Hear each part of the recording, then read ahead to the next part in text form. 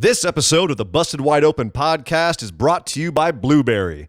Blueberry offers the best media hosting, accurate listening stats, and their all-new PowerPress Deluxe sites, a no-setup WordPress website for your podcast with all the necessary links to share your show with the world built right in.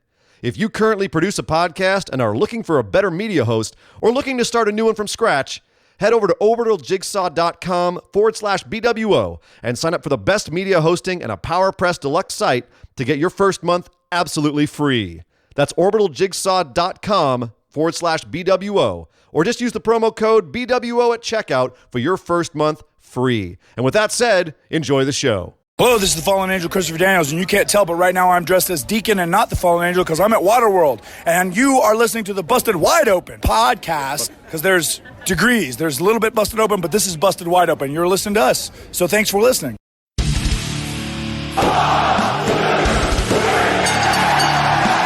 You're listening to the Busted Wide Open podcast, dropping the elbow on the hottest topics in sports entertainment and the world of professional wrestling. With your hosts, Nick Howell and Sir Ian Dangerous. Coming to you from the Orbital Jigsaw Network Arena in sunny Southern California.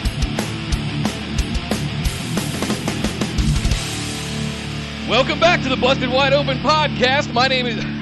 If this is your first time joining the show, Ian's upside down for some reason. My name is Nick Howell. Thank you for joining us for episode number 205. Yeah, welcome to 2003. Where your top champs in WWE are Brock Lesnar and goddamn Bill Goldberg.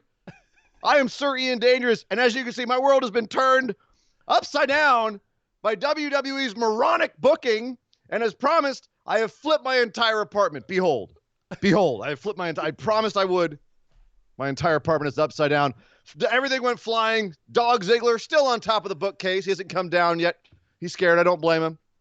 Probably more comfortable up there. Welcome to the show. I am Sir Ian Dangerous. That is Nick Howell. We are recovering from Super Showdown and from everything that happened on Friday Night Smackdown. Oh, Nick, we have a big show to get to today. There's also AEW. AEW went home to Revolution. By God, did they?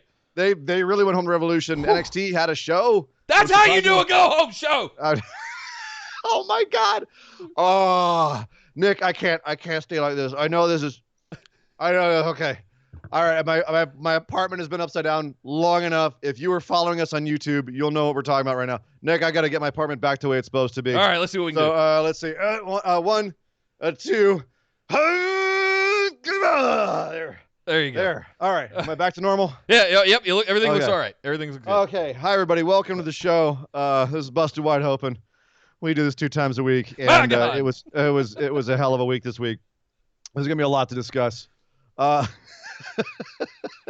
Nick, I don't know where to begin. I'm all flustered. Warning you right now, everybody, this is going to be a bit of a blue show today. I have a feeling Nick and I have a lot of curse words to get out. We tend to be positive, but we tend to be try to keep our curses in check. But this may be a show. I always say we start with the good. So we're gonna management 101. You always start with the compliments and the good things. Right. So we're gonna start there. What's happened this week, and then we're gonna give some constructive criticism on certain other things that happened throughout this. But past week. This is your warning. This is a show that if you're driving and your kids are in the car, you might have a little time. We're not going to drop the F-bombs yet, but there are going to be some F-bombs on the show today. There are going. Nick, there's going to be some F-bombs on the show today. I'm just throwing that out there right now, so you have been warned. Where's my hot button? Let's get the bleep button. Go get the 10-second delay. It's going to be a hot show. But Nick, we got to do some housekeeping before we get into it, and then we can really start breaking down the graps from this week. Yes, guys, definitely come over and join us on Facebook. That is the hub of our operation where you can find everything. Join the rest of the phenomenal ones by searching for Busted Wide Open on Facebook. Like our page and send us a join request to get in there, and you'll find links to our latest shows, fun memes, news stories, all kinds of good stuff, as well as a link to our Discord community where we had a lot of fun on Thursday watching Super Showdown. So, yeah, you definitely want to be in there. We're going to be in there later tonight for AEW Revolution that starts, the pre-show starts at 7 p.m. Eastern. We're going to have a watch party in the Facebook group, and we'll be in there for the live chat. The audio version of the show will probably not be up there, but if you're watching on YouTube, make it just in time. Make sure you're in the Discord for Revolution tonight. You can also follow us on Instagram and Twitter at BWO Podcast. We stream live right here on YouTube at youtube.com/bustedwideopen every Tuesday at 8 p.m. Eastern and every Saturday at 3 p.m. Eastern, as well as doing our patron mailbag special where we answer the questions from our patrons. And to get in on some of that, you got to head over to patreon.com/BWO. Sign up for just that $5 tier. For just $5 a month, you can get access to the ability to ask us questions every single week and get access to show notes, as well as bonus episodes at the higher tiers, Skype calls with Nick and Sir Ian Dangerous. You name it, you got it. All kinds of good stuff over at patreon.com/BWO. But we've dilly-dallied enough. We have a massive show for you today, and we're going to kick things off with the big news. Coronavirus! It's running wild! Coronavirus is running wild. Yes, the coronavirus, the plague of the modern era, has forced New Japan to cancel the New Japan Cup, Nick. That's it. I'm flipping myself upside down. No. Here we were last week, already starting to book the entire thing. The bracketology was happening.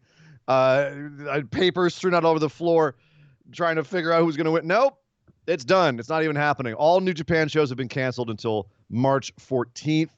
They're not even saying that they're going to push it back. It's just gone. There's just nothing. Not going to happen. And it's not just New Japan. Fears about the coronavirus spreading are also. Let's see. It's not just New Japan. It's also WWE is starting to react to it because the way that things are going right now. I know this morning we had the news that there was a death in Washington from it, Washington State. They're worried about WrestleMania because WrestleMania is coming up in April. Yep. I ain't that far off. Nope. So could the coronavirus affect WrestleMania? Yes, it's quite possible. Stephanie McMahon was quoted as saying the health and safety of not only our fan base, but also our superstars really does come first. We don't want to put anyone in a bad situation ever, regardless of the circumstances. Those are not the risks worth taking. So, well, duh. Yeah, thanks, Stephanie. We know. That being said, it's a wait and see game. Could it affect WrestleMania? Absolutely. Mm-hmm. Absolutely. With the way that things are going, where it's starting to enter the United States now. We had the case up in Vacaville, now a death in Washington State. Could it affect WrestleMania in a month and a half? Yeah. So I'll say this: I had events scheduled in March at the end of second half of March for Paris and Berlin, and they've since withdrawn that. I will not be going to Europe next month. So. Yeah, it's happening. It's not just the Asian territories. It's made its way into, and it's not to do with any particular country. I want to be clear about that, or the U.S. or state. It's to do with airline travel and how global that has become, and how people are just connecting all over the place. Large sums of people in airports, recycled air in airplanes. Yeah. That's the problem, not any particular destination. You guys ever watch Soderbergh's Contagion? It shows it in that. It shows you. Yep. Then you'll know. Yeah. So China has also banned the game Plague that I used to play, where you control creating some kind of super virus and having it spread throughout the world. They've banned it in China now, apparently. So they're not messing around, guys. They're killing video games. They're killing wrestling shows. Like this is serious. Yeah, it is going to get more serious before it dwindles off. Yep. Sadly. But yeah, so if it's funny that the only thing I could think about this when they were saying that WrestleMania might be threatened was, man, even God hates WWE's booking right now. It's like, I don't want to see this. I don't want to see this show. No. Just have a plague. Get out of here. Yeah. I jest, of course. It is a serious deal. So yeah, everyone stay safe, please. Yes, everyone stay definitely. safe. But Nick, that is the big news. The outbreak of the modern plague may hurt some wrestling shows in the future, and has already started to hurt wrestling shows. As you can imagine, a bunch of people with sweat flying everywhere, hot breath in a small enclosed space. I mean, imagine us being up in Reseda and that sweat box, and there's some sort of disease out there. Like that would have just been like a petri dish. Oh yeah. So Anyway, yeah, stay safe, everyone. I have a feeling that everyone wants us to get right to the WWE stuff. And yes, that is coming. But this is for people that need to get to this pay-per-view that's happening after our shows today. That's coming up right away. So we have to start off with the most important thing, and that is All Elite Wrestling.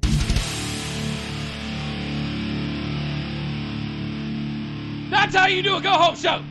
From now on, when you do a go-home show, you do it like that. Yeah, so that was a hell of a show. And did we get a pay-per-view? It felt like we got a pay-per-view on Wednesday night. Pay-per-view, yeah. Jesus, and it was crazy because most of the matches on the show didn't have any relevance to the pay-per-view, and some even had people that were in the pay-per-view in the matches.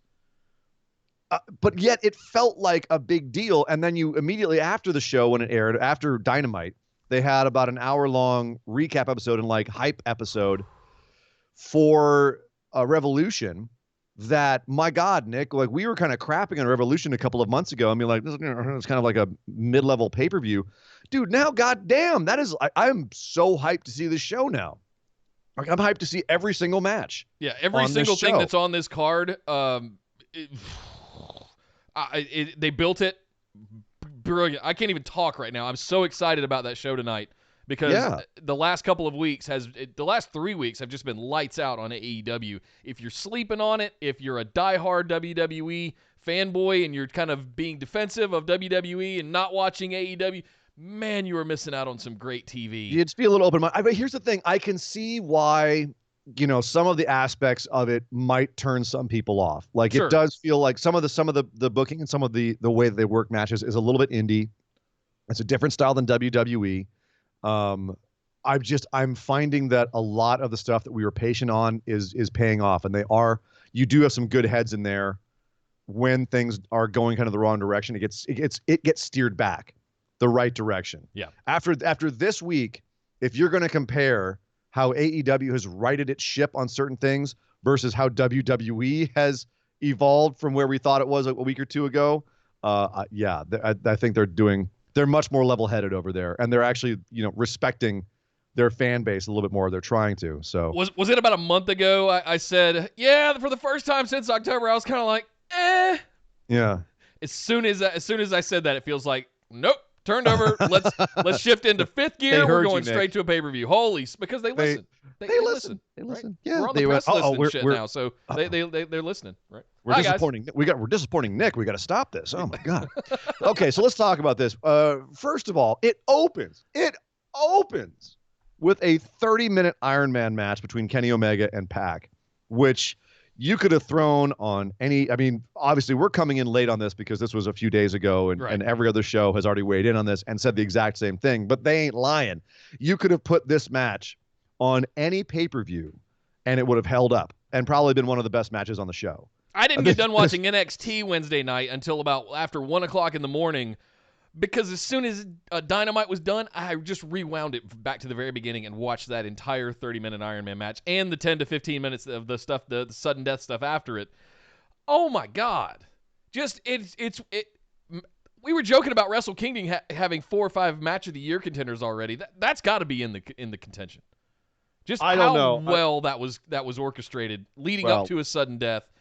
It was let's be clear. It was good. It was like Wrestle Kingdom still has a few matches that beat the crap out of it, but sure, it was really freaking good. We will remember this match for a while because it was really good. You had 2 of the best wrestlers in the world. It's kind of, if they didn't do this, you'd be like, well, I'd be let down if it wasn't this good. Right. And also, Iron Man matches can be really tricky because you always expect it to go down to the wire, right? It's always going to come down. So keeping people invested through all that time to the last 2 minutes is hard to do. And the last 3 minutes of this match were submission. It was Kenny Omega trying to fight out of submission. They had tied it up. Pac got himself DQ'd by hitting Kenny with a chair. Kenny comes back, evens it up, and then Pac gets him in the brutalizer. Pac's beating the crap out of Kenny for the last 10 minutes, pretty much. Yep, right. And finally gets him in the brutalizer. And this is after they both got almost double counted out. And they barely got back in there. Yeah. A few times. Like, this was an insanely brutal match. I mean, Pac does a shooting star press onto a table, Kenny on a table outside, which alone is just like, okay, well, match is over. We're done. Nope. Match continues. Holy crap. So it comes down to the last bit, but Kenny won't tap out. Kenny did not tap out, and it gave him enough time to recover while Pac was attacking the referee after the match ended. Which is, of course, he did. And the Young Bucks were coming in there corner-menning him, which was interesting because he had a match against the Young Bucks tonight. Yeah. And then he's able to recover enough that when they start going into sudden death overtime, he's able to mount a comeback and put Pac down with the one-winged angel. Fantastic match. Do you think Pac should have lost here? Yes. Does it diminish him in any way? Because after the match, he'd had a face down with Orange Cassidy, and they just kind of threw together a match with him and Orange Cassidy. I know they've had some interactions in the past, but it just kind of sprung up out of nowhere. This was the most WWE thing I thought on the show, was Pac being interviewed by Shivani after the match, being furious, and the Orange Cassidy just randomly walking out, getting in his face, Pac just attacking him, and then next thing we know, we have a match at the pay-per-view. How do you debut Orange Cassidy in his first actual wrestling match? Let's find the most vicious, brutal son of a bitch and put him against Orange Cassidy. I think it's brilliant. You can say it's WWE all you want. I think it's absolutely brilliant. I can't wait to see it. No, I don't think the matchup is WWE. I love the idea of the matchup. I think it's that's going to breed some really awesome wrestling moments. We're gonna be able to see Orange Cassidy do his thing comically because you have him. He's going to be the straight man against a straight man, I guess. But you know what I mean. He's going to be. I have a good guy to play off of in Pac. But then he's also probably going to have an opportunity to really open up tonight. And he's going to, I mean, as they said later in the show, the best friend said, he's actually going to try. So I hope that we see that. I hope that happens. I don't mean that the match itself is WWE. I mean that the build, the quote unquote build was like, here's the match. And when we get to SmackDown today, I'm going to point that out exactly, where it's just, boom, things just happen. And it feels like it's a hot-shotted match. Do you know what I mean? Yep. It feels like what was happening all over SmackDown, which was, hey, dude comes out and immediately we have a match booked for a major pay-per-view. Like, just boom. Well, he came out to the defense of Tony Schiavone. Like, we just saw Pac beat up the referee in the ring during the match, or after the match was over. He was getting ready to go in on Tony Schiavone during that interview up there, and I like how Orange Cassidy came out for the save. So he just redirected his anger towards Orange Cassidy. So I saw all of this playing out, and I thought it was brilliantly done. This whole first hour, this whole first 40 to 45 minutes of AEW, just good Lord. And go back and watch it a second time if you guys have seen it and you haven't watched it again. Just pay attention to the steps, the motions that they go through in the booking and the way it's put together, the way the tides turn in the match, how Pac just looks like he's dominating him the entire match. And then little missteps throughout the whole. It's absolutely brilliantly done, and I love this. Your point about should it have been Pac versus Orange Cassidy? Yeah, or should have Pac have won the match? Yeah. No, because I wanted Kenny to win, because I don't think you know what to do with Kenny after this. I think with Pac, you do have some other sidecar feuds that are sort of going on, circling around him that you can redirect him to, such as Orange Cassidy. They go back all the way to the beginning when Cassidy debuted and he came out and jumped in the ring and kicked him, Cassidy style. Well, I like that they pushed home the fact, excuse me. I like that they pushed home the fact that Kenny and Pac are totally even, and on any given night, one of them could win. Yep. And Kenny only won because of the way that the flow of the match worked, right? So they pushed home as hard as they could that Kenny essentially escaped here with the win. Right. And if they keep having a series, it's going to keep going back and forth. They're very evenly matched. So I think they did a pretty good job of protecting Pac. Also, the fact that he was dominant for most of the match. I think they protected him. Again, totally. my only issue was the Orange Cassidy thing kind of coming out of nowhere. They could have done a little bit more build on that more recently. It's been a couple months since they had any kind of thing. So I don't know. My only beef, and it was a slight one because, dear God, we had a treat of a match. We also had a real treat of a segment, Nick, where we had the weigh-in between Jon Moxley and Chris Jericho. And we opened the show hot. We closed the show hot. We did. And this was a lot of fun because this is, I think, the most, they said they wanted to make AEW feel more kind of like sports-centric or sportsy. this felt like much more of a true sports weigh-in than we've seen in major wrestling. You had the ring girls, you had the big weight, the doctor's scale, right? You had all the participants. You had a special announcer come out. Yeah, legendary ring announcer. Gary Michael Capetta. Yep. Gary Michael Capetta was out there, and a whole thing. You had Chris Jericho and the Inner Circle all coming out in matching tracksuits and walking down to the ring, single file, following each other, hands on each other's shoulders. The way that they ran all of this, it felt much more sports influenced and much more informed by how they do MMA weigh-ins and boxing weigh-ins. Yeah, we've seen contract signings ad nauseum at this point. This was a nice new spin on this, especially off the back of the Tyson Fury fight, all kinds of stuff, right? So that I feel like this felt new in a way. There's something else someone pointed out to me was when was the last time you saw a WWE weigh-in or contract signing where there's just tons of dudes in suits and polo shirts that you don't recognize, just milling around and kind of talking to each other in the background, right? That's the case at every weigh-in. You're like, who the hell are these jokers? Right. They had a bunch of jokers just hanging out around the ring. And that kind of added to it for me, where I was like, yeah, there's just a bunch of randos there. Like, that was just a nice touch, I thought. Yep. So here they come down. They try to make Jericho go first. He refuses to. He calls Capetta a weird little man and says the Painmaker always goes last. So Moxley gets on there, gets weighed in at 234, and then they try to get Jericho on there. He slow plays it, insults the Kansas City audience, and never actually gets weighed in, by the way, because he eats a headbutt from Moxley, and a brawl breaks out, and everything goes nuts from there. Moxley hard weighs Jericho. He gave him, 7 stitches? I think he had to get after that. Nice vertical gash just next to his eye and nose, the bridge of his nose. Busts him open the hard way with that headbutt, and everything just breaks down. We have a huge brawl. Everyone tackles Moxley and tries to take him out. Dustin Rhodes comes out. He and Hager go fight to the back and take out some dipping dots while they're at it. Not the damn dipping dots! Not the damn dipping dots! That's the most animated I've heard JR since 2003. Man, you don't mess with his dipping dot. Well, you didn't hear when the ring girls came out, did you? I did. I tweeted it, actually. Oh, my God, And I was just JR. like, oh, no. No. It's not the Attitude Era anymore. You've been hanging out with King. Well, if you follow JR on Twitter, you know he's the horniest of horny old goats. Right.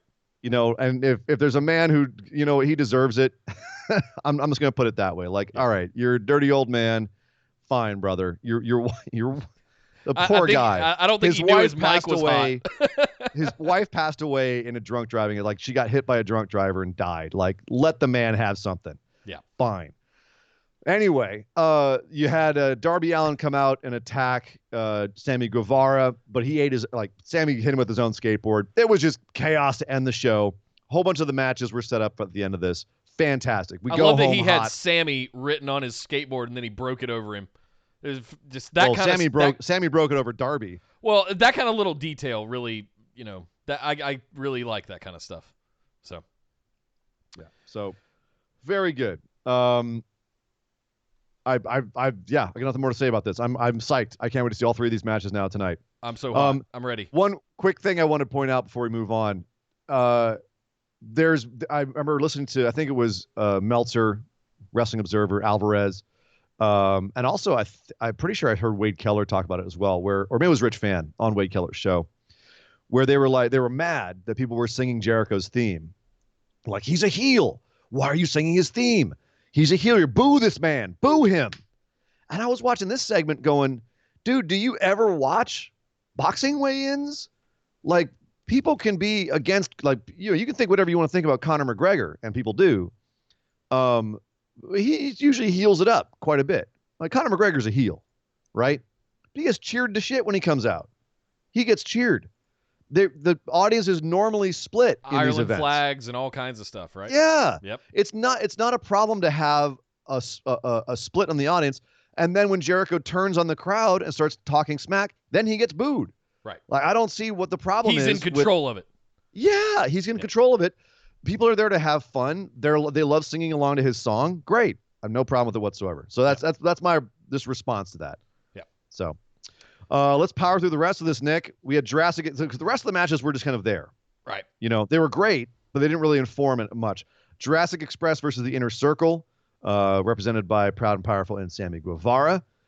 I mean, the only match they could have been building in the card was for Guevara Allen, because we did have some run-in action at the end with Darby Allin here, but it was just a fun match. True. You know, these two teams were a lot of fun. Good to see Jurassic Express working together and Luchasaurus get some action. So that was good. You had the freshly squeezed Best Friends versus Butcher Blade and the Bunny, which was basically here just to, you know, have Orange Cassidy settle his feud with the Bunny, put on her bunny ears after she took his glasses, and then does a tope. They get the win, and afterwards they basically say, yep, he's going to try against Pac. So that was what that was there for. Foreshadowing for later, by the way, those of you that know our show format. What? I don't even keep know going. We'll see you later. Okay. I don't even know what you're talking about there. You had a four-way. Yes. Yuka Sakazaki versus Big Swole versus Shanna versus Hikaru Shida, which I thought was a great idea to have this match because you got to really define each woman's gimmick a lot more, and they needed to do that. I finally kind of got what Yuka Sakazaki was going for with her gimmick, where she was just like, I'm the cute anime girl. I'm so cute, and I'm kind of lost, but at the same time, I can kick butt. Super Big kawaii. Swole. Big Swole is big, strong woman. Yeah. Shanna's, I think, the least defined. For some reason, she's Dragon Ball chick. And then Hikaru Shida is more like, you know, samurai badass chick. All right, cool. I have a bit of a better idea. I can define them better because they're more clear, almost not Vince McMahon gimmicks, but they're definitely much more clearly defined gimmicks, and I can tell who they are more by being put next to each other. Yeah. So, and the action in this match was pretty fun too. A little sloppy at times, but it's nothing to complain too much about. So the one thing I wanted to discuss here really quickly is that we've been down on the women's division pretty much from the get-go. Yes. We were hyped about it because of the talent that was on the roster, and it just never came through. And even up to within the last month, we've been down on it. We've had the reset button where Nyla Rose is now the champion. We've got Chris Statlander having the title match tonight at Revolution. And now we're also doing a four-way on TV to determine sort of who's next. Let's stack up the rankings and build the card. Nice. So a couple weeks ago when I said this felt like the big reset button when we had with Nyla, right? I was hoping that this is the kind of stuff, and it's playing out, right? Yeah. Let this play out because this is the way to do it. Build your women's division back up, set the foundation all over again. Fail fast. We realized what we did didn't work. Let's get the title on Nyla. Let's have her have a number one contender in Chris Statlander, and let's go build who's next. Bake the cake. Bake the cake. You've got to have multiple tiers to the cake. You have the tiny little piece on top. That's the top contenders. You have the next one on the bottom. That should define who's in that next tier. Don't tell us who's in that next tier on the cake, who's almost the top, why we should care about them. And then at the bottom, you have a bunch of other people that we should know who they are in case they step up the cake at all. And that way we know where everybody is in the hierarchy and who they are. And that hasn't really happened yet. It's just been kind of it's all been, muddled up down in a bowl. Now we're starting to actually build these layers and tiers. I see she's in the chat. I need JB to go talk to Hikaru Shida's wardrobe people about the whole tights falling off thing, because that's starting to get a little silly. Are her tights falling off, or are they actually cut to show part of her underwear? No, I feel like they slide down like every match. So I'm that what sure. it was? Yeah. All right. All right. Yeah, JB's our women's wardrobe girl. I don't want to comment because I don't know. Yeah. Anyway, let's see. We also had a segment. This was interesting. So it was a backstage interview. The Bucks and Kenny, well, not backstage, it was a sit-down interview in the ring before the whole thing. Sure. The Bucks and Kenny Omega and Hangman all promoting the tag team championship match at Revolution. And it gets awkward. What a shock. It gets awkward. Hangman basically saying, I'm trying to split off from the Elite. The Bucks being kind of bitter and being like, yo, dude, we brought you up from nothing. You were a jobber in Ring of Honor. We made you into something, and now you're just going to go off and do your own thing. Dude, did the Bucks still seem like assholes here, or is it just me? They're in that. They've done this so brilliantly that you understand, you kind of side with the Bucks in a way, but you also feel sympathetic towards Hangman. Like, he's done all the work to get himself here since the onset of AEW. The Bucks also have a point. They brought Kenny and Hangman along for the ride, right? In New Japan, right? They plucked Hangman out of Ring of Honor. Yeah, so it feels like they're justified in saying what they're saying, but they're still a better tag team. That's the thing. They're claiming they're the best tag team, and even Omega was sitting in this segment going, "Yeah, I mean, we're just carrying the right place at the right time, but the Bucks are definitely a better tag team." Yeah. And Hangman looks over and goes, dude! I know. And the Bucks are sitting there going, yeah, we are. And it's like, damn, guys, climb down off your pedestal a little bit, which I think, of course, is the point. And that's great. The multiple different layers, they define it all in this segment, all the layers of things that are going on here. I'm curious if that's a story they want to tell, that the Bucks are kind of getting ahead of themselves here, and that Hangman is getting a little bit emotionally abused in this, and you kind of side with Hangman a little bit. If they're trying to get Hangman over with this, it's working, and it will work. Yep. Ain't getting the Bucks over, I don't think. Yeah. It's undercutting them, which is fine if that's a story you want to tell. So I'm curious. Meltzer, who obviously is very close with all these guys, has said that there's going to be major story implications for their match tonight. And that was what I got from this segment is, hey, we're going to have major story implications from this match. Mwah, beautiful. Bring it on. I love it. We've been building for this for a while. Let's see the next chapter. Yep. And that's how it should be done. You build up to the end of the chapter. Boom, something big happens. Now it's time for the next season of TV, the next chapter, whatever. Love it. Also, dude, we mentioned Jim Ross earlier, and we've been down on him a lot. And a lot of people have, because he's been hit or miss. Sometimes he's messed up people's names. He hasn't come in at the right time. He's miscalled moves. I thought he was really on this week. I thought he really brought something to this interview segment with how he was asking people questions and how he reacted to Hangman storming off at the end. And the Dippin' Dots.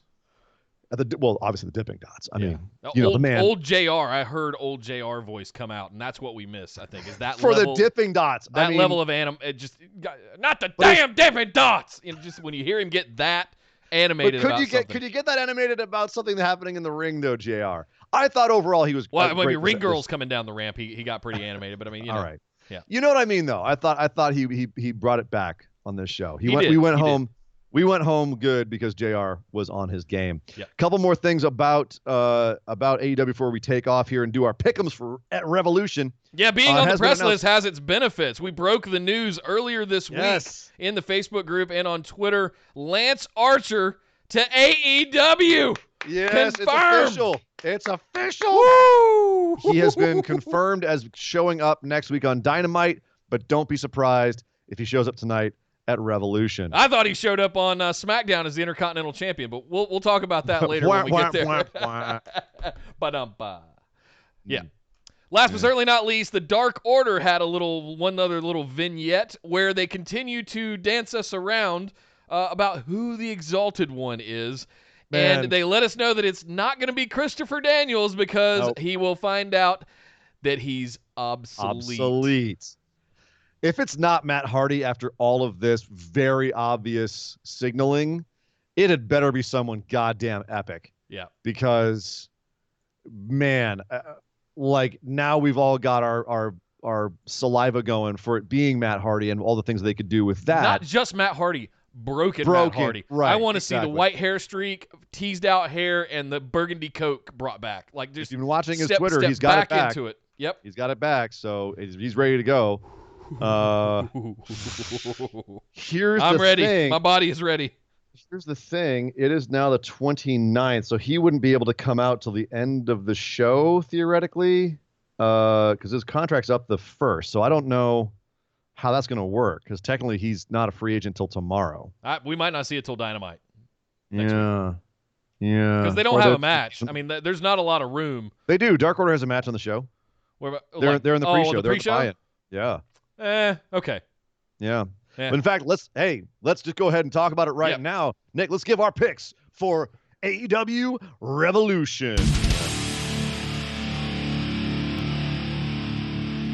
Well, the aforementioned pre-show, a.k.a. buy-in for AEW Revolution tonight will be the Dark Order facing off against SCU. Yes, represented by Kazarian and Scorpio Sky. Yes. Christopher Daniels nowhere to be found. Interesting. Obsolete. So here's the thing.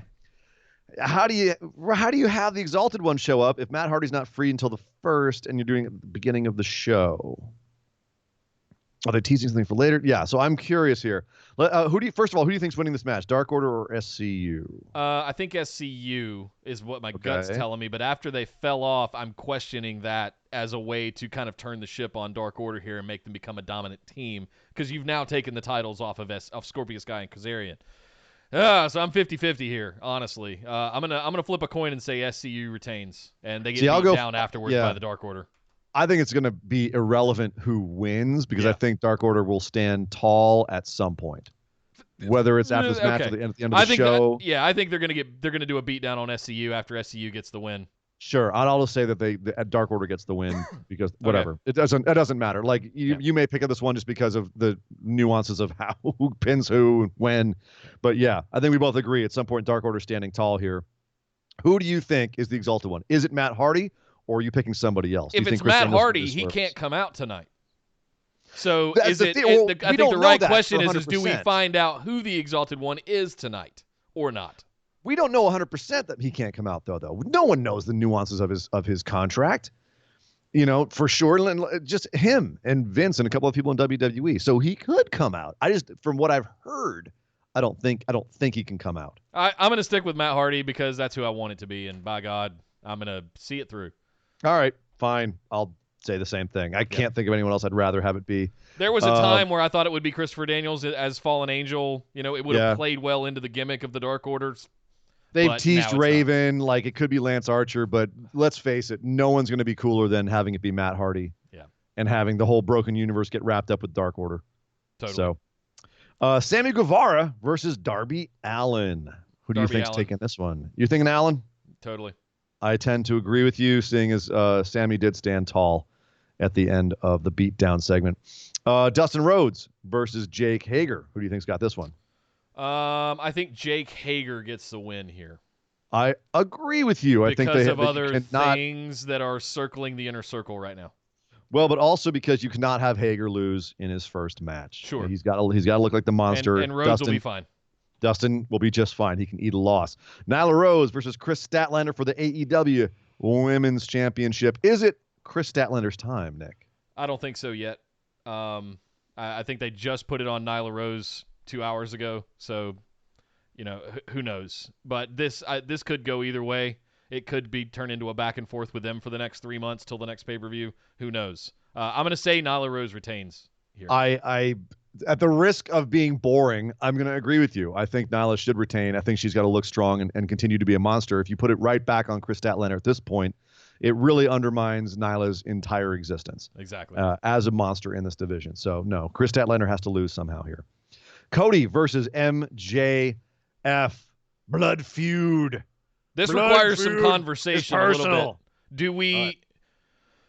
There's two different ways you could look at this. One, Cody has taken all of the punishment. He's done that crazy moonsault down onto Wardlow in the steel cage. Does he not deserve the win here? Would it look stupid if we didn't give him the win after he had gone through all of this stuff? At the same time, he's been beaten down and battered. How is it possible that MJF couldn't pull off the win here? I don't know. I'm picking Cody. It feels inevitable that Cody's going to, overcome all of this adversity that he's been put through to just he's going to be Super Saiyan babyface after this, after he gets the rub from this victory tonight. So he kind of already is. He's already there. That's why I'm saying he's going super. This is not his final. Yeah, yes, right. He might go to Ultra Instinct after this. Exactly. We don't know. But here's the thing. Do they continue the MJF program? Does MJF get one more over on him here? I mean, is this a blow off? Because it feels a little early for a blow off. What else does Cody do after this? He can't challenge for the title. I don't know. That's you know what I mean. Does he spin off into a feud with if Matt Hardy comes out for the Dark Order? Does Cody start going after that? I just have a hesitation about having the MJF program and not later on in some sort of really built up stipulation match. I mean, they really had to work to get to this match. They really worked to get to this match. They spent 6 weeks getting here, with all of and this stuff. all the stipulations, like you said, the gauntlet of stuff that Cody had to get through. It would make sense to have this be the end of it, but for some reason, I think this program could get even hotter if MJF picks up some sort of scurrilous win here and then just holds that over Cody's head. Are there any stipulations to this match? No. Yeah. If it's a straight, clean match, I think Cody's going to win. Okay. I'm going to take MJF. Nice. And I think because if you have MJF lose here, it kills a lot of his heat. Yeah, I wouldn't be mad at either one of them, honestly. Totally. If you have him win here, though, the heat. As you said, Super Saiyan You know who wins face? this match? Us, fans. We're the fans. Yes. We won with the build, too. Hangman Page and Kenny Omega versus the Young Bucks. for the AEW Tag Team Championships. Who do you have here? Young Bucks. Really? And I think it just sends them off the deep end, and we go nuclear with this whole thing. And they kick Adam out, and Kenny has... I think the linchpin of this whole thing is Kenny being forced to pick a side. And it sends Kenny and Hangman down a feud. That's what I think is going to... That's Nick booking. # Nick booking. Yeah. And Kenny's going to be the You one think, in the middle. Kenny and Hangman going to feud? I think Kenny's going to be put in the position where he has to choose a best friends between the Young Bucks, and between Nick and Matt. He's already kind of getting there. Yeah. He's already kind of there. They established that with the backstage pre-recorded promo this week with JR. I think that's going to go down. So I think the Young Bucks pick up the victory here, barely, and it just everything goes nuclear. They've left themselves in a really good place, a really good position where if the Young Bucks lose here, they can get more bitter about Hangman. It can drive even more of a wedge between them. And if they win, then Hangman's bitter at them for beating him and sort of proving themselves right. I'm going to say Hangman and Omega here. This is tough. This is a coin flip. I think the Bucks should be the champs at some point. I think if they win here, they're going to be heels.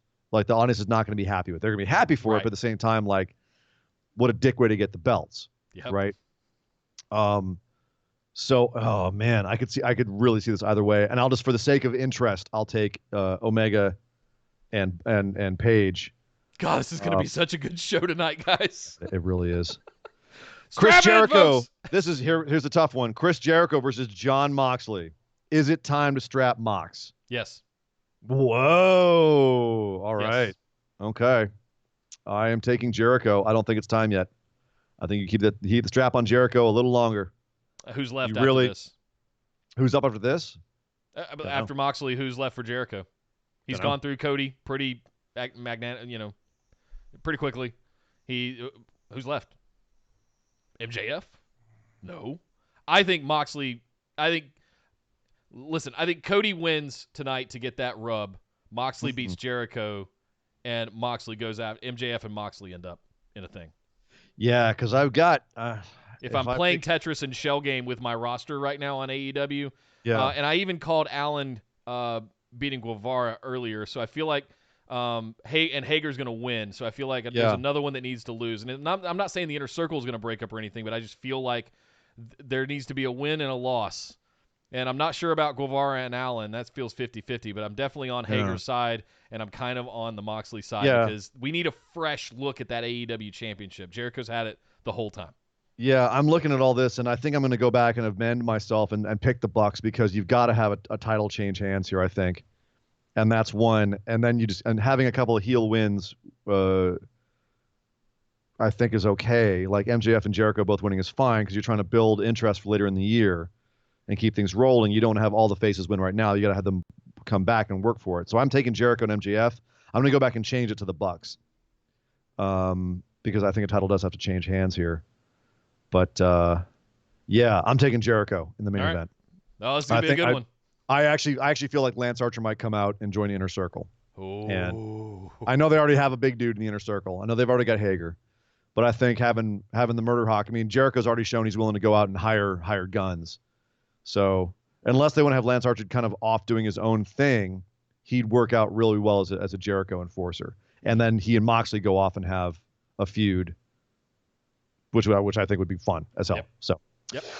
Whew, that is it for Revolution. That is starting, what is the pre-show today at 4 Pacific, 7 Eastern? Correct. We will have the watch party per usual in the Facebook group for the pre-show pending their putting that on Facebook. If they don't do it there, I might have to figure something else out. But we're going to try and have a watch party at 7 Eastern, 4 Pacific for the kickoff buy-in show, which will have the Dark Order versus SCU match. And then we'll switch over to the Discord channel. I've got a special channel set up in there for AEW Revolution later tonight at 8 p.m. start time Eastern, 5 Pacific. So come and join us. Come hang out in the Discord. But we're not done yet, guys. We have got a lot more wrestling to get over for the rest of the week, including NXT.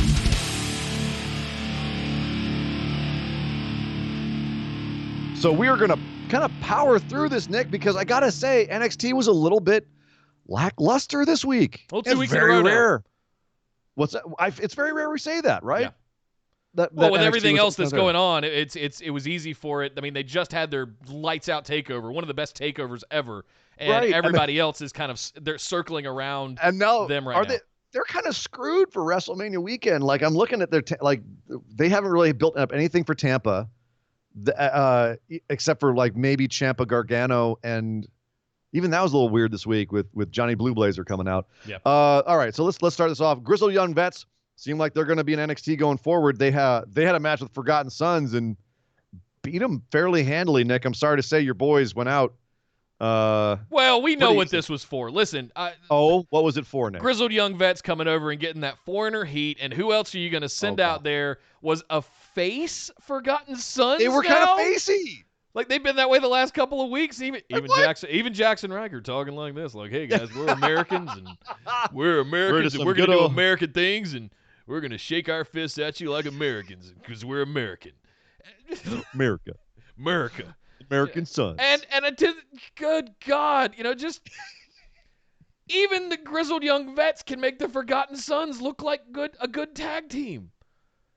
This was a fantastic match. I've seen Forgotten Sons have decent matches. They're good workers. Yeah. But I mean, this is, it's weird. It's become a dirty word calling someone a good hand. It's funny that's turned around to that, but that's kind of what they are. They're the good hands of the tag team division in NXT. Like, but they kind of are. It is weird to see them being face. I'm not going to lie. After all this time with them just being, them coming around, like kind of like almost like Lacey Evansing it, right? Where it's like, well, we're some good old boys. We like apple pie and mama cooking. And when we served in the military, we were serving America. And we did our things for America. American way, America. Like my coffee in the morning and having some donuts and taking my dog in the pickup truck down to the market and, cornfields and America. America. But that's fine. All right, that's a gimmick. It works. But yeah, all right. I really don't have much to say about that. I'm like, cool. Grizzled Young Vets are in the tag division. We're trying to build up a tag division here in NXT. Fine start, decent start, cool. We also had the what I call the big beef battle. The big beefy boys. Bronson Reed, Killian Dane slapping each other's meat. Oof. So much beef, so much meat in this match, Nick. Meat and hair. Oh, meat and hair. Big hairy meaty boys. Nothing more to read in this than it was just a couple of big beefy dudes doing big beefy things to each other. Killian Dane being kept looking strong. Bronson Reed still getting out there getting some love. So fun, but it was just kind of there, right? Just setting stuff up. Yeah. Donovan Dijakovic. Hate saying it. Donovan Dijakovic. Oh, sorry. Dijak had a match with Cameron Grimes, which was a lot of fun. Looks like Dijak's going to have to climb a bit of a hill to get back to Keith Lee.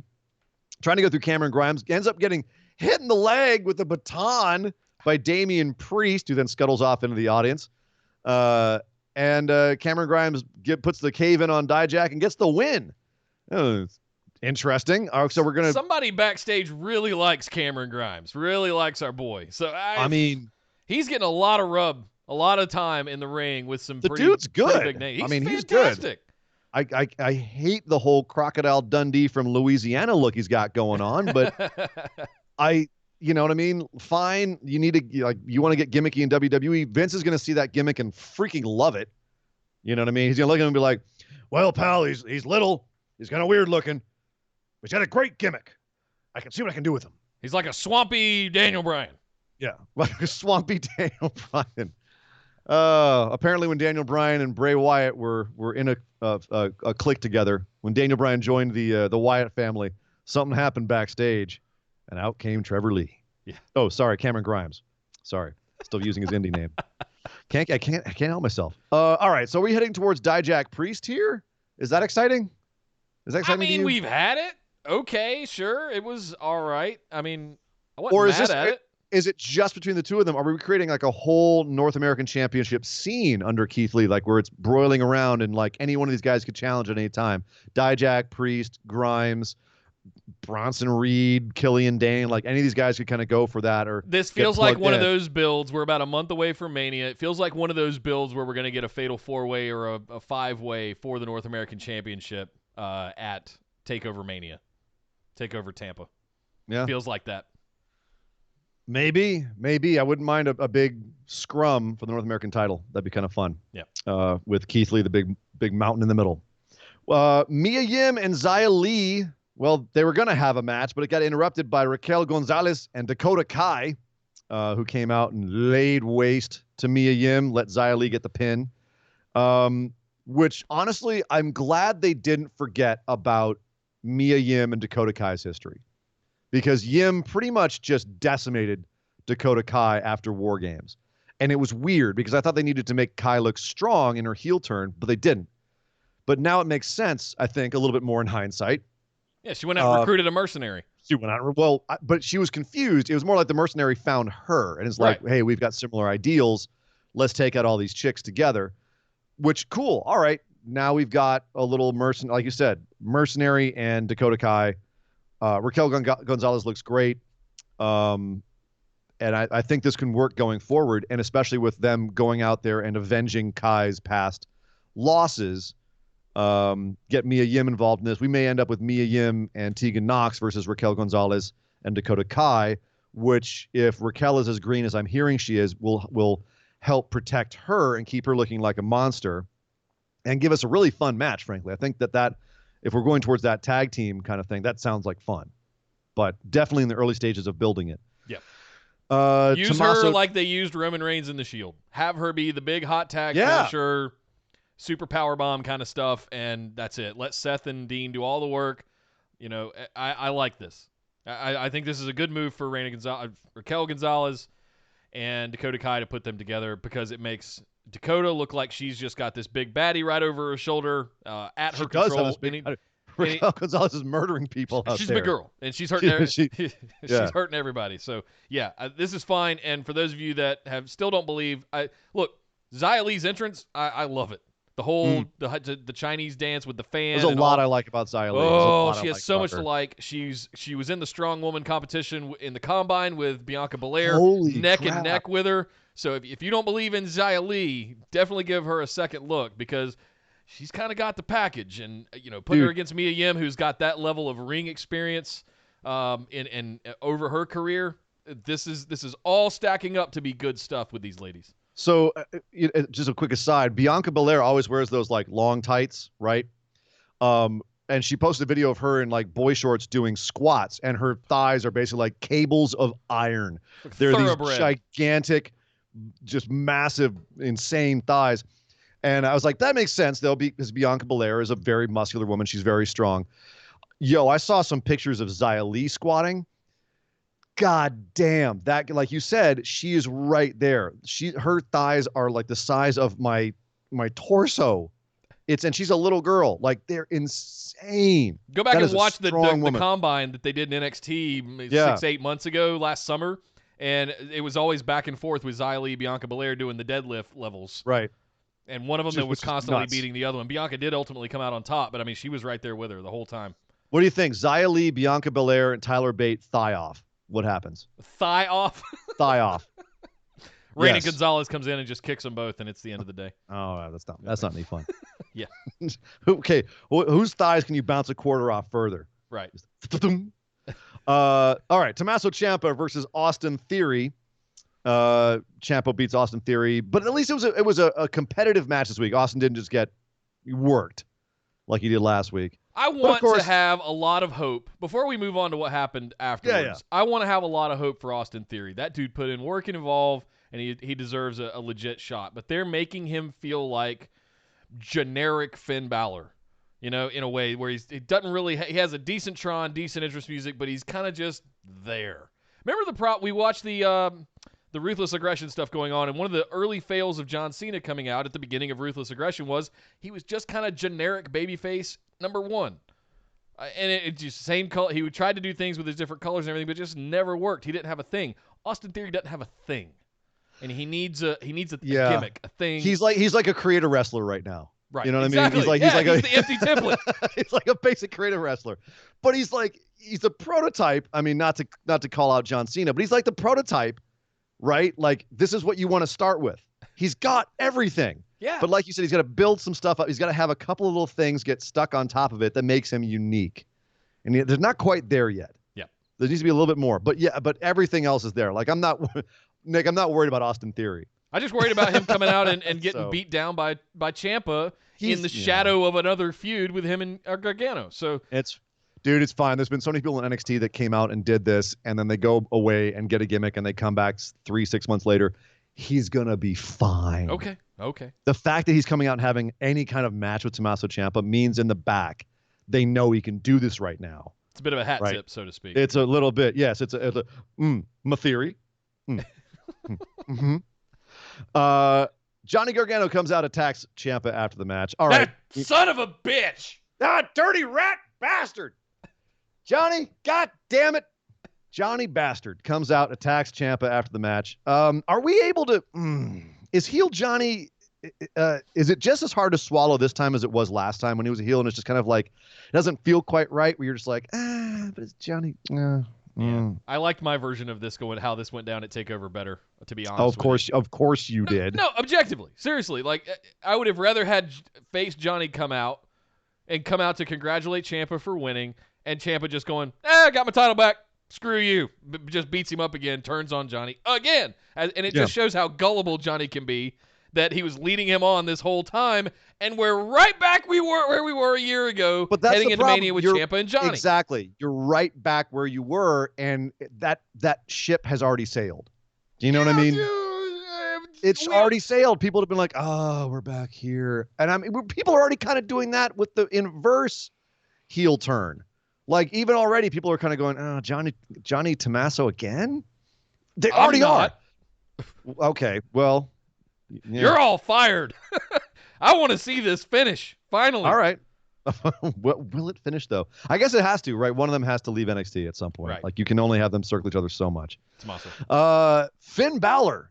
Finn Balor comes out, talks trash, once again says he's the man, essentially. And then gets attacked by Imperium? I love what? This. Wait, what?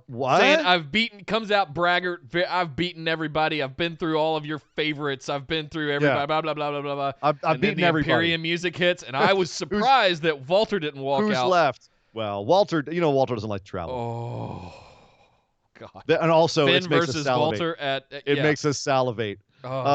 Is this a setup for the next NXT UK takeover that they're going to do? I'm not going to try to do this at Mania. I'm not a promo guy. I'm the guy. All right, there, Prince. Prince with a Z. Prince. I don't even know. I don't even know what the hell he's doing with that. Fine. All right. So Finn versus Walter possibly at Tampa. You have my attention. You have my attention. Yes. That is definitely a dream match, but I'm also a little nervous because how do you put on a better match than Tyler Bate Walter? How? I mean, I guess you just don't try. You try to do your own thing, but right. Still. All right. And I mean, I guess Walter has to come into this the face, but Imperium wasn't acting very facey here. No. Finn was. So yeah, I'm curious about the dynamic they're going to go into with this and how they're going to build this story. But I mean, let's call a spade a spade. It's going to be awesome. I'm just curious about how the chips are going to fall, but this is going to be awesome. Well, I mean, we could go back and have Finn Johnny 2.0 once they both invert, you know? I mean, I think at some point Finn has to go for the championship, but once he goes for the championship, he's got to get it. Yeah. Because that's just where Finn is one of the biggest things in NXT right now, as he should be, as some guy who's coming off the main roster with the pedigree that he has. If he goes for the championship, he has to get it, which is why this is a brilliant idea to keep him away from the championship. You go for Walter. Does he pick up the NXT UK championship? Does Finn Balor go to NXT UK? That's the question. Do we see the Demon come back for Walter? I think you say the Demon for a while if you're going to bring the Demon back. I think Walter's a worthy opponent to have that come out, though. Soon? That's my point. So soon? Forget he's been there now for 3-4 months. And he's had several big matches. I think it's time. I think Walter could be the thing, and I'd like to see it at Mania, frankly. We'll see. I mean, we always want Fiend at Mania, but the times we've had it have sucked. Demon, not Fiend. That's what I mean. The Demon. Right. Where we already have the other Demon. Maybe that's one reason why they don't want to do it. Is you've already got the Fiend. You don't need the Fiend and the Demon at one show. Maybe. That's kind of double dipping. All right, so let's get on to our main event: Charlotte Flair versus Bianca Belair. Nick, this one hurts. I wanted more from this and then on a lot of levels. It does, and I start thinking about it objectively, and I go, okay. Let me describe it, and then I want to hear your explanation. So we had the match. It was competitive. Couple of big, strong women doing big, strong women things. At the end, natural selection. Bianca Belair spears Charlotte. Charlotte essentially pops back up, spears Bianca, and then gives her a natural selection, and we're done. 1, 2, 3, it's over. And then Charlotte starts beating down Bianca, and out comes Rhea Ripley, who then, strangely enough, poses. Bianca's getting her ass kicked. Charlotte doesn't even stop. But Rhea stops and does her whole foot stomp pose thing, and then decides to run down and help Bianca, which was weird. And then chases off Charlotte, holds up the championship belt, and then we're done. So Bianca gets just taken out by Charlotte. I think this makes it clear we're not having a triple threat. No. She's not ready for Charlotte. She's done. And that's fine. Okay. Give me your explanation as to why that's fine. Charlotte you were just salivating over Finn Balor being such a big deal, coming back down with his pedigree. I'm going to say the exact same thing about Charlotte Flair. Bianca cannot go toe-to-toe with the pedigree of Charlotte Flair. She was one of the first big women in NXT. She was champion. She has gone and she is who knows how many championships reigns she's had now. She's the biggest deal on NXT in my opinion right now. As someone that's come back down, and just even for this little sort of segue side thing that is going on after the Royal Rumble that sort of seemingly happened by accident, to be able to go challenge. And let's be clear, this was also Becky and Shayna could have their match, even though Shayna didn't. They swerved us, and Shayna didn't win the Rumble. We're still going to get the match we all wanted off the back of the Rumble with Shayna and Becky. We needed something for Charlotte Flair to do at WrestleMania. This is a great way to do it and make it for a title shot. Bianca Belair has been a lot of fun circling this, but the match we all want to see is Rhea and Charlotte. Sure, and I'm fine with that. I don't think this does anything. She stood toe-to-toe. She speared back-to-back with Charlotte Flair, but I like the idea of making the natural selection a little bit more than just a blockbuster. You know, it makes it look more devastating when that actually takes somebody out. And I loved that Charlotte kind of no-sold Bianca's spear, stood right back up and gave her one. You liked that. That is one of her signature moves, and she got back up and did it one better than Bianca gave to her. I kind of liked that. Yeah. Oh, yeah, you're going to spear me? Here's a spear. Bang. Puts her down. Natural selection, 1, 2, 3. It's kind of Super Cena, Super Charlotte, though, isn't it?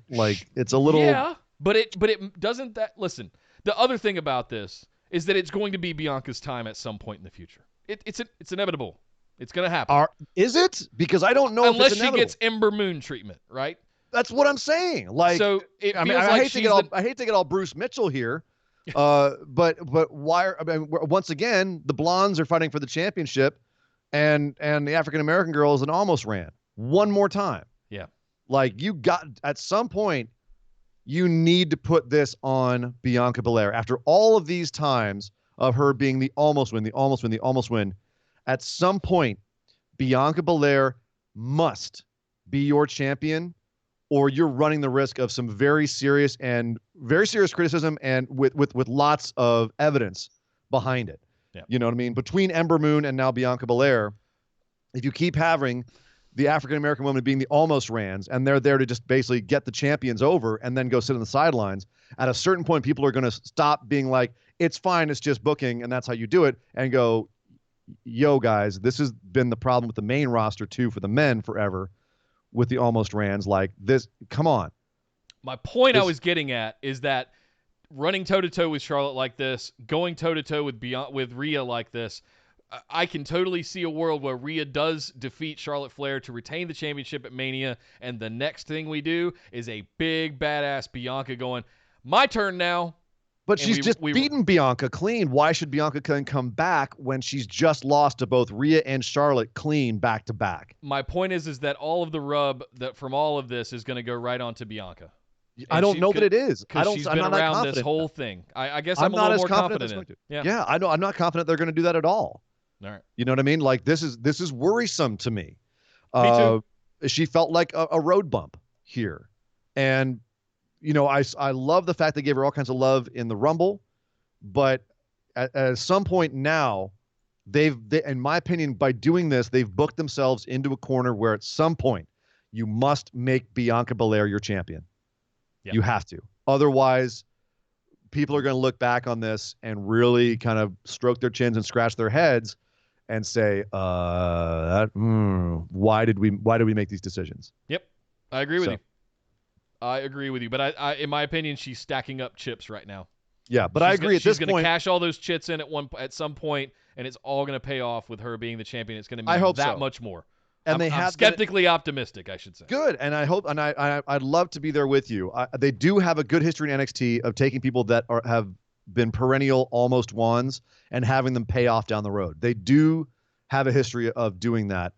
So I'm going to go with you and hope that is the case, because at this point, I don't think they can have her in the Mania match. They've established she should not be in the Mania match. She's lost to both Rhea and Charlotte at this point. Cannot happen. Done. Fine, and that's fine. Completely illegitimate. As you said, Rhea Charlotte's a great women's championship match. Cool. But now it's just been established.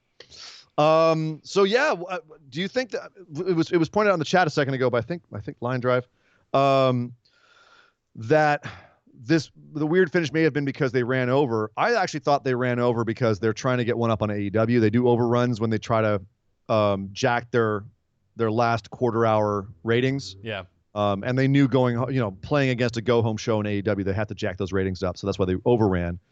But that's why it was just a weird finish to the show. But overall, like I was saying earlier, did it feel like NXT's stalling a little bit, or like it's just a little bit less interesting, or is it just like that awkward phase before they kind of they kick it into drive for NXT Tampa? Are they just kind of finding themselves now? I don't know if it's stalling. We just came off the back of we argued that it was one of the best takeovers ever. Yeah, no, yeah. So it's a sort of, okay, we got to the high of the mountain. Now it was downhill a little bit. Let's start rebuilding everything, and let's build everything back up to Mania in the next 5 weeks. I'm fine with where it's at right now. It's nowhere near as interesting as AEW in a go-home show for tonight. Of course not, because they're getting to the week before we got to that takeover that we all loved, and Revolution stands to be as good of a show as that takeover, if not better. So, yeah, we're going to be building back up for the next few weeks in NXT, and I'm just as excited as I ever was about NXT. Listen, how spoiled are we as wrestling fans right now, guys? To be able to say something like that. Nick, before you go any further, I need to remind you what is coming up in the next segment. Okay, I'm getting all of my good stuff out now. Get your good stuff out now. Because you guys know what's coming. You know what's coming now. You know what's coming next. It's the second hour of the show. NXT is fine. Like, it's not, there's no, everybody freak out. It's all fine. It's all fine. It is fine. I agree. But just like you were saying when AEW was a little bit on the downswing for a couple of months, you said, AEW, I don't really care right now. I'm just saying that about NXT right now. Now NXT's on the downswing, and I'm just pointing it out. Yeah, is it still better than most of the stuff we get to watch? Yes, of course. It's still really good. But it is for NXT on a bit of a downswing. Just wanted to point that out. But Nick, speaking of downswings, ladies and gentlemen, it's that time. Cover your children's ears, because we're about to talk about Super Showdown.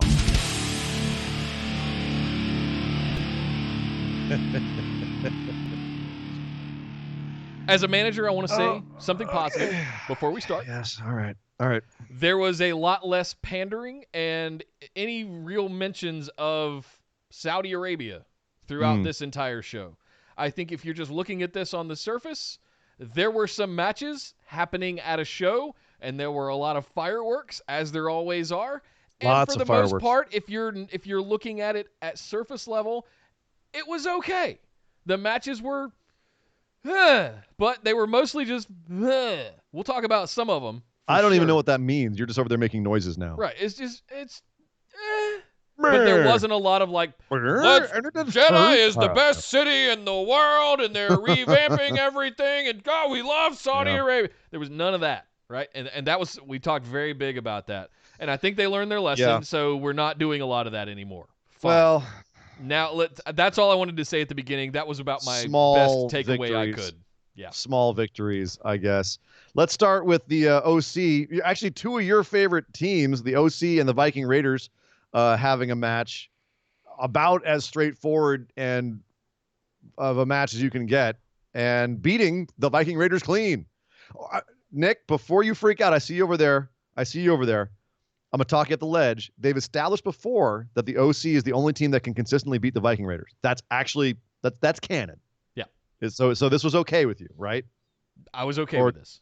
Okay. All right. Just making sure you weren't coming off the ledge on this. No, it was pretty vanilla 101. Vanilla. There's a lot of vanilla here. There's a lot of vanilla here. The gauntlet match, the two-wake trophy gauntlet match, which they have mountains in Saudi Arabia. What? There's a Tawake Mountain gauntlet trophy. They have mountains in Saudi Arabia. It's not just all a flat desert. What's wrong with you? No. All right. What is wrong with you? Well, I don't study Middle East. I know Saudi where the countries are, but all right. I know it is. Oh my God. I know it is. I need to show you some geography. You're such an American. I've flown over. You're such an American. You've flown over it. Oh my God. It's flat brown desert. Not all of it. That's where people don't live in the desert. They live over by the nice stuff, like the rivers and the mountains and the lakes. Good grief. R-Truth comes out. He runs through everybody. R-Truth runs through I just want to say that again. R-Truth beats Bobby Lashley with the cradle, inside cradle. He beats Andrade by accidentally headbutting him and falling on him. He beats Eric Rowan by DQ because Rowan just kept smashing his head into the stairs until he got DQ'd. And then AJ, after Rowan beats the crap out of Truth, AJ comes out and does it like a little dance and kind of mocks Truth and then kills him. So R-Truth lasts through the entire gauntlet, and then AJ kills him. So AJ is fresh as a daisy. Fresh as dead. Nobody's touched him. All he has to do is face Rey Mysterio, and he's out. And he's the two-week champion, or whatever the heck this is for. But no, Rey Mysterio's music plays, doesn't come out. It plays again, doesn't come out. And AJ said, well, I guess if it doesn't come out, I'm the winner of the match. We see Gallows Anderson beating up Rey backstage. And AJ's kind of sits there.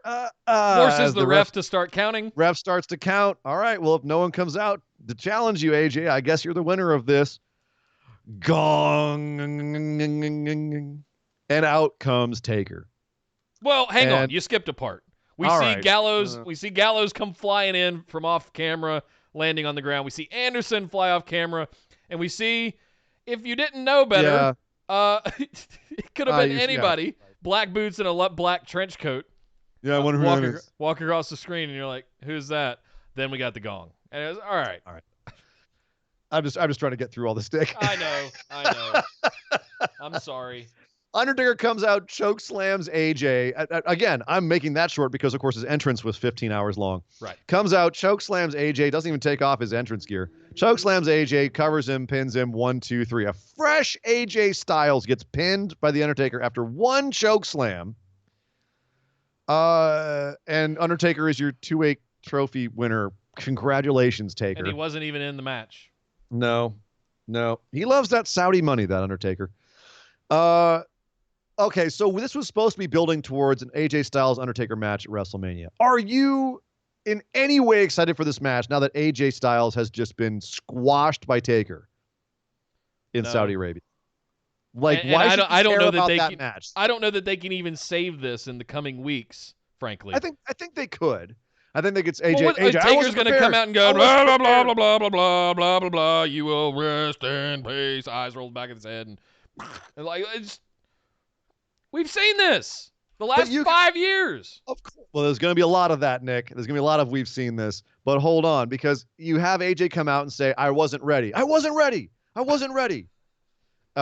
want a real match against Taker, one where I'm not surprised. I get to prepare for him a bit. And you build up to the Mania match, and Taker's saying, all right, like you said, AJ Styles, you will see into the eyes of the dead man, and you will rest in peace. You'll the whole typical spiel. He even did that on Dr. Disrespect's stream this week. Hey, did you see Dr. Disrespect was almost eye to eye with Undertaker?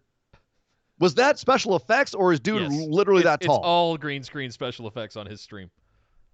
But that's a funny little thing that he made himself the same size as Undertaker. Yeah. That's if that was that's funny if he did that, which he would. He's a funny guy. Anyway, All right, so Taker, AJ. Can they say this WrestleMania? Yeah. Should he have squashed AJ here? No. It was dumb.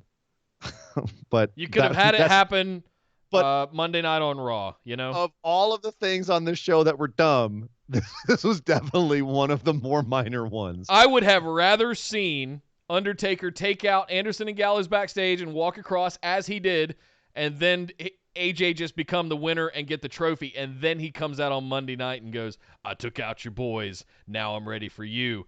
Bang! We're off to the races. Or just come out and stare down AJ. I don't know. We know exactly what's going to happen over the next 4 weeks. I don't even want to book this. I just don't care. Yeah, whatever. Miz and Morrison versus the New Day. They actually won. Miz Morrison, it was kind of heely. Of course they did. It was kind of heely. But, Miz and Morrison, they had a chair shot to Kofi. Miz rolls him up. Even it grabs his tights, too. And Miz and Morrison are your new SmackDown Tag Team Champions. Match of the show right here. Best worked match of the show. I'm not going to award a match of the show for this show. I'm just saying relatively. Was it the least dried shit on the show? No. It's the freshest, most moist. That one came later for me. Okay. All right. Well, let's keep moving then. Garza and Carrillo have a boring match. Yep. Again. Which I was blown. They had a fantastic match on Monday. They fly across the world to Saudi Arabia and stink the joint up. Stink the joint up is maybe a bit harsh. It wasn't bad. It just was kind of there. Here's what really happened. Garza took his pants off, and the crowd died. And you could see the Royals turn around. They weren't letting their kids watch. Their kids were watching the TVs and looking at themselves. You can't do that gimmick in Saudi Arabia. Out, right? The entire crowd died. Dude, you can't bring Garza Dong to Saudi Arabia. Right. That's dangerous. That's a weapon of mass destruction. It's a weapon of right? And technically they are allied with the United States, which is why we're able to do this kind of stuff. But that's a threat. That you can't do that with Garza Dong. No, man. You see what's coming for your women. You're like no, man. Jihad. I don't think so. Get that out of here. So yeah, I'm not surprised that Garza doesn't get over in Saudi Arabia. Or Garza Dong, for that matter. The Garza Dong, yes. The women are scared and the men are nervous and jealous, which is, it doesn't go over there. Seth Rollins and Murphy versus the Street Profits. This was actually a pretty fun match too. Yeah, I'm not gonna lie. And the entrance was cool. The burn it down was epic on the walk-in. But yeah, it was just kind of there. We knew the Profits weren't beating them, and they didn't. But it was a fairly well worked match. Seth tends to have good matches over there, unless it's against the Fiend. And then we've had Mansoor versus Dolph Ziggler. Mansoor, the Undertaker of Saudi Arabia, the unbeatable 4-0. Yeah. Could this be our next Taker streak? Is Mansoor's streak in Saudi Arabia? We've got this for another 6 years. 2 events a year for the next 6 years. He could run the table, which would be fantastic. Yeah. Once again, Dolph Ziggler. Why does Dolph always feel, okay, it's a new guy, I've got to break him in. Let's just get on the mat and do rest holds. Sure. For the entire first 2/3 of the match. Why is that Dolph's thing now? I don't know. Why? I don't know.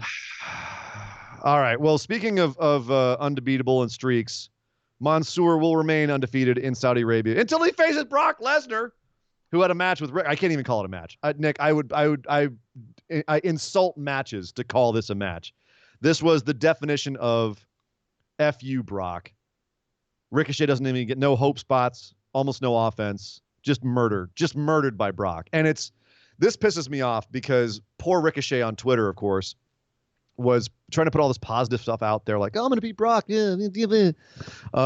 This 15, 17 years ago, here I was, my first match in the backyard. And, I know a lot of you think I'm not going to win in Saudi Arabia, but little do you know, I've already won. Really? Because after watching this match, you may have gotten a big payday. You may have been in the main event, but you know what this match says to all of us? You don't matter. Vince doesn't care about you. You're not a main eventer. And this was your one little shot in the sunlight. And after this, you're going to go right back down to the mid-card and get forgotten about. This is not you winning, dude. This is you literally having a moment of fresh air, and then boom, you're right back down to being nobody again. This is sad. This was depressing to anyone who was a fan of Ricochet, was to see him go out like this. When even AJ Styles or Finn Balor, we know that Brock has a hard time with little guys, and you couldn't even get a hope spot in. Get out of here. This was absolute garbage. This was freaking trash. And frankly, if we hadn't had what happened later on in the show, this would have been the low point of the show for me. Yep. I don't have much more to say other than that. All right. Besides, you gave Finn an opportunity. You gave AJ an opportunity to get at least some kind of offense in. Daniel Bryan. Daniel Bryan as well. Ricochet could have run around the ring, evaded, done some flippy shit, run circles around Brock Lesnar like the Tasmanian devil, something. Ricochet could flip around and do the stuff. Last year. Brock can be a good base for a guy like Ricochet who's got this insane arsenal of stuff. But we just showed that Ricochet ain't shit, is what this showed to everybody who watched. Yep. Yep. Fuck you, Vince. Yep. That's my first one. Yep. And there'll be more coming later. Roman Reigns had a match with Baron Corbin in a cage. It stunk up the joint. It was boring. And even the commentary saying, finally it's over. Finally Roman Reigns puts this feud to bed. Tune in tomorrow night where Roman Reigns and Baron Corbin will have another match on SmackDown. They didn't, thankfully. What? They didn't have another match. This was it. This was the end. Hopefully that's just done. Well, after what we saw last night, which we'll talk about here in a little bit. It's definitely done. Yeah. It's definitely done. They're doing something else. But yeah. And if this is the way it goes out, I mean, I think we'll look back in this feud and be like, well, that kind of sums it all up, doesn't it? Yep. Next. Had a couple of times. Okay, next. Pun intended. Bayley versus Naomi. Oh, God, Nick. Ouch. That low blow, buddy. Low blow. Bayley versus Naomi in what I thought was a sleeper hit on this show. I think this was the best match objectively on this card. Shocking. That's shocking, Would have Nick. never called it ahead of time. It was the most enjoyable match. It's in the conversation. Yep. It's in the conversation. And I loved the finish, which was because, we can't. Women's bodies are scary. Oh, God. They're women. We're scared of them. Honestly, look, I'm sorry if you're in Saudi Arabia and you don't like hearing that, but it makes me absolutely insane that country is so freaking terrified of females. It makes me insane that these women have to go over there and wear this stuff. Yep. It's 2020. But at least there was like a bit of a symbolic, a bit of symbolism, I thought, to the finish, which was Naomi misses a splash. Bayley jumps down on her, grabs her legs, cloverleafs her, and sticks her foot into the shirt and ties her up with the shirt, almost as though she was a captive of the very thing that was being used to cover her up. It's like, it was symbolism, Nick. Yes, the very thing that is being used to hide you is holding you down, costing you the victory. Not to mention the four layers of clothing they had to wear between leggings and bodysuits. The Mighty and all kinds Mighty of stuff. Morphing Power Ranger suits they had underneath. God. So yeah, that was a fun finish, creative. We kind of figured Bayley was going to win here, but not like this. I thought that was cool. It was silly, it was goofy, but I appreciated the irony of it. Yeah. Well, symbolism of it. Whatever. Nick, it's time.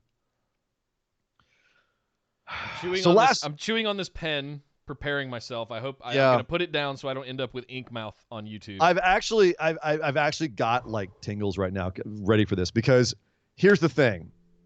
The last show we had, we talked about Goldberg versus The Fiend. And we said, what are the possibilities here? What could happen either way? What if Goldberg beat The Fiend? And one of the things we said was that it would absolutely devastate the Fiend character. So let's cut right to the chase. Goldberg comes out, spears the Fiend. Fiend kicks out. Spears him a couple more times. Gives him one of the worst jackhammers I've ever seen. Second only to the Taker one. Yeah. And then pins him 1, 2, 3. No attempt at a kick out. Fiend pops up right afterwards and seems upset. But that's it. Goldberg's your champ. Under 3 minutes. 2 minutes, 53 seconds for this match. For this quote-unquote match. Nick, are you okay with going first here on your thoughts on this? I'm not sure. Because there's two sides of this for me. Okay. Start with your initial. What was your reaction on the day of? Mouth agape. I remembered. I instantly was, and I'm trying to be as calm and objective about this as I can. Right. I know we flipped you upside down. That's all fun. We're fans of professional wrestling here. Right. So I'm going to stay objective as much as I can, because of course I had an emotional reaction. Because going all the way back to last summer, what was the thing I was preaching? What did we have a hashtag for? Keep it in your pants. Right. And they didn't. Nope. And they did not keep it in their pants. They threw a title on him immediately at SummerSlam. Yep. They went and had the terrible showing at Hell in a Cell a couple months later. It has just been an absolute shit show. However, Bray Wyatt, like the goddamn badass that he is, has muscled through all of that shit and has still kept us entertained and kept us invested in The Fiend. He's that damn good. And all the way through this, we have been invested in The Fiend. They went out and got Tom Savini to make a $6,000 title belt. Yeah, that's no longer relevant. Gone. Congratulations. I hope that money was well spent. Point is, had you never strapped him in the first place and had him running around killing people and had titles on everybody else, killing legends, doing all of this, John Cena, Goldberg would have counted in that as well. All the other stuff, fantastic. It would have continued to build it for a massive, massive explosion to strap him at WrestleMania. The prophecy would have been amazing. Like, just seeing that build over the course of almost a year would have been awesome. You couldn't keep it in your pants. Now, knowing that at some point the Fiend was going to come for the title, right? Like, he's taking out everyone right and left, and at some point he's going to go for the title. And when he does, how do you stop him, right? There's no stopping him. Look at all the legends, all the people that he is, right. that is in but his wake. No, Vince had to whip his dick out back in October and put it on him and to have the Fiend be the champ when he'd had no need to do it. The Fiend was still an attraction. You didn't have to have the belt on him for him to be an attraction. It would have saved so many things from then to now. You didn't need to have the damn belt on him. Nope. And what you ultimately did was put yourself in a situation where you had to hot shot a finish in Saudi Arabia and put it on fucking Goldberg at the last second to hot shot a match for WrestleMania because your tickets weren't selling, because your card was garbage, because you didn't know what the hell you were doing. Oh, Nick. Oh, I'm hot about this. Off the back of this, I'll go ahead and spoil some of what we're going to talk about on SmackDown. Off the back of this, we now know that we're going to have Goldberg versus Roman Reigns, which we saw coming. That's the only reason to do this, right? Are you going to have your two matches. Guys, Roman Reigns and The Fiend, one of them has to lose. Right. But that would have been better. That's what we saw come. Would it have, though? Here's the Goldberg Reigns, yes. Well, here's the thing, though. Here's the point. I said this in the Facebook discussion group this week. I'm going to defend this booking. Well, hang on. Let me get one more thing out before we let you go. Okay. What I was saying is I am not mad at Goldberg Reigns, Cena, Fiend. I'm not mad at that. Okay. Across the board. Good, because they saved it. They pulled a rabbit out of their hat, and Cena comes out and saves the fucking day once again, like he's been doing for 20 damn years. And the fact that man is not in Mount Rushmore conversations and greatest, even though Michael Cole calls him greatest of all time, none of us do. And he should really be considered for it. Because every damn time he comes out and cuts a promo and turns us all around from all the shit show we saw the night before, I was instantly okay with it at SmackDown closing last night with the way that John Cena saved that whole thing. Oh, I'm not there yet, but and I'm glad it helped. Listen, I hated what went down at Super Showdown. Across the board. The entire thing was useless. I'm glad those guys and girls got some money. That's about the extent of my happiness level there. Blood money, but sure, yeah, here's some money. I don't know. Sure. Is what it is. I respect everyone who's absolutely no way. You just chumped the guy that has worked the hardest for you maybe since Cena. Bray Wyatt has put in the work for the last year, and you just chumped him. Mm-hmm. There's my F-bomb. Fuck you, Vince, for that. Because you took my feelings away for The Fiend in 2 minutes and 53 seconds. But did he, though? Like, aren't you going to get them back now that he's facing Cena? Of course I am. Of course they're going to come back. But in the moment, never it's should have like, had the title in the first place. Never would have been in this position. Never would have been at this point where we're this upset about something as a universe, as a fandom. In the moment, it hurts a lot, and that's I think really it's why people keep coming back too. Is that then later something happens? They go, okay, all right, well now it's going back in the right direction again. But in the moment, it sucks. It doesn't feel good, and it doesn't feel good. It's not like it doesn't feel good in an MJF gets one over on Cody and you realize it's part of storyline. You just hate MJF. It's fuck you, man. I really cared about the Fiend and I cared about the mythology that Bray was creating and the storyline he was creating. And this doesn't reinforce that. It undercuts it. And what hurts worse is that I'm a massive Goldberg fan. I love Goldberg. I loved Goldberg all throughout the 90s and the 2000s. I was a massive Goldberg fan. I'm not a Goldberg fan. I like Goldberg. I appreciate it. I think that his thing is fun. But honestly, the best thing he's ever done was Santa's Sleigh, the movie, the horror movie. That's the best thing he's ever done. Everything else, take it or leave it for me. But what I was going to get to with this is I don't have a problem with Goldberg beating The Fiend. I don't. How? I don't have a problem with Goldberg versus Roman at WrestleMania. In fact, I think Vince is correct that a more appealing card at WrestleMania is Reigns versus Goldberg and Cena versus The Fiend. That is a more appealing card to the casuals. It's WrestleMania season. We say it every year, Nick.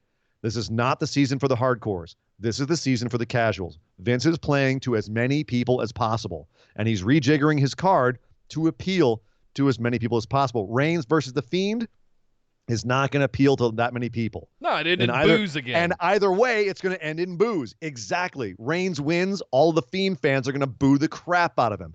Fiend wins, all the Reigns fans are going to boo the crap out of him. It's not a good situation. So this was the right decision, was to have Goldberg versus Reigns at WrestleMania. It's just how it was done. How we got here makes us, and how we got here. I agree with you, by the way. Sucks. I agree with you. It's the right thing to do. Yes. I'm not mad at those two matches, but how we got here. It's how we got here. And the way that Goldberg beat The Fiend was fucking embarrassing. Yeah, it was. It made me so mad to see how it was done, because Goldberg can't, I'm trying to not curse, but he can't fucking wrestle. He can't. He sucks. He's two moves, and he's worn out, and it's embarrassing. And I don't know what the hell they're gonna. I mean, Roman is gonna be really good at propping him up here. When Goldberg had the match against Brock Lesnar at WrestleMania, it was only 5 minutes, but I'll be goddamned if it wasn't an entertaining 5 minutes. Sure. I remember that match, and that was one of my favorite matches of Goldberg's career. Was that match, and it was. Like what? Each guy had like 2 or 3 moves. Fine. It was entertaining. I have a feeling that Roman will be able to get an entertaining match out of Brock. Excuse me, out of Goldberg. Is it saying anything that Goldberg put down Brock Lesnar in less than a minute for that championship? This is the thing, Goldberg has been built up as being this superhuman beast of a guy, right? So you could have him beat The Fiend. This was just a terrible way of doing it. And he was he powered out of 2 mandible claws. The Fiend ate a bunch of spears, which is enough to put down pretty much anybody. They tried to protect The Fiend. He kind of like jumped up afterwards and he was fine. So I think they were trying to protect him, but man, they should have done so much more to protect him. They should have done so much, but there's other things you could have done to protect him. This was not it. I want to propose something to you. Define somehow that Goldberg, the Fiend can only take so much damage before he he has to reset or whatever. You know what I mean? His healing factor only works so well, and Goldberg just overpowers him. Not one shitty jackhammer. Get out of here. I want to propose something to you. Please. Mania is the first weekend of April. I'd like to do our April bonus episode as a Fiend retrospective. Let's see what happens. Why? At Mania. Why?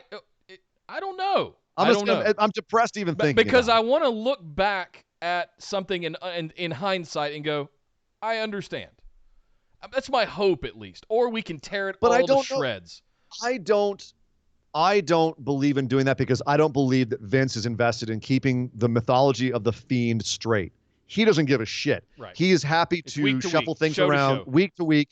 And as much as Bray puts all kinds of, he did it with the Bray Wyatt character, where he's willing to throw out whatever canon Bray is trying his ass off to build for his characters, and Vince is happy to throw it out the window, and then Bray has to scramble to try and make it make sense, and stay consistent in his vision.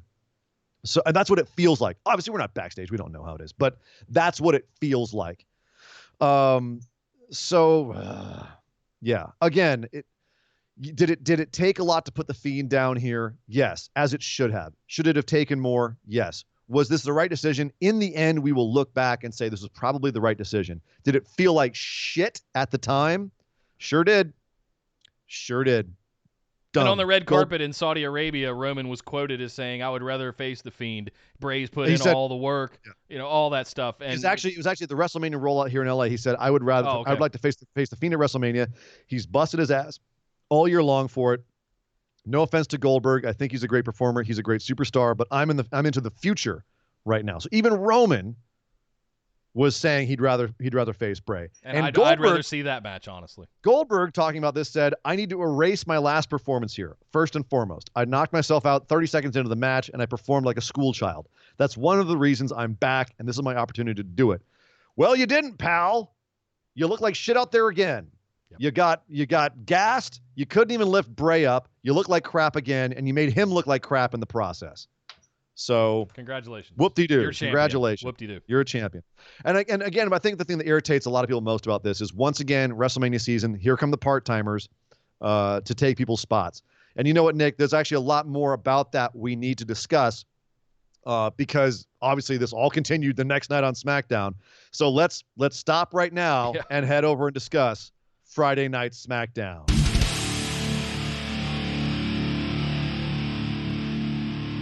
Damn, that was therapeutic. Feel better now? I needed that. Yeah. I needed to talk to somebody about that because it was emotional and it was in the moment. And the more I thought about it over the weekend, I just kept stewing over how they didn't listen. There were so many, not just to us, not just to me. That's not what I meant. We thought we always say they listened. They didn't. Man, my wrestling. No, it was Cena came out and he said, "You guys are first. You guys, we listen. Everybody's listening." No, you don't. No, you didn't. They said there was what Triple H, Stephanie, Vince, and Shane stood in the ring a year and a half ago. You are the Hardy. We're listening to you from now on. No more rematches. My entire rectal region, you are completely full of shit. So sure enough, the show opens. New Universal Champion, Goldberg, and half the audience goes, "Yay!" and half the audience goes, "Fuck you!" Yeah, they're just booing the shit out of Goldberg. And he was laughing about it. You got a little twitch going on there. Little kind Tourette's. of little Bell's palsy thing going on with his.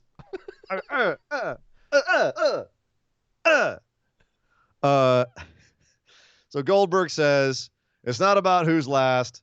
It's about who's next." And out comes Bennett, the big dog. Roman Reigns comes out, gets in his face, says, "I'm next." Drops the mic. All right. And that's your WrestleMania main event, ladies and gentlemen. Didn't you enjoy that build? Wasn't that fun? Aren't you so invested? Story. God. Aren't you so invested in this match now, everybody? I couldn't be any more invested in it if I tried, Nick. My God, a clash of titans that has been building. The best thing they could do is have both of the women's matches main event WrestleMania again. Because nobody gives a fuck about Roman Reigns versus Goldberg. You know who should be the most mad about this? It's Drew McIntyre. Right. I busted my ass for years trying to get back in the main event scene. I did everything I could, waited for the right time. Finally, I got my chance at the Royal Rumble. I took out Brock Lesnar. It was one of the most difficult things I've ever done, and I'm finally back in the main event of WrestleMania. Don't even care who I face. I'm in the main event of WrestleMania. Roman Reigns over here. Can I get a match at WrestleMania? Cool. For the championship? Thanks. Okay, bye. That's all you had to do? All you had to do is walk out and be like, I'm next. But good God. Drew was the one that took out the Lesnar run at Royal Rumble.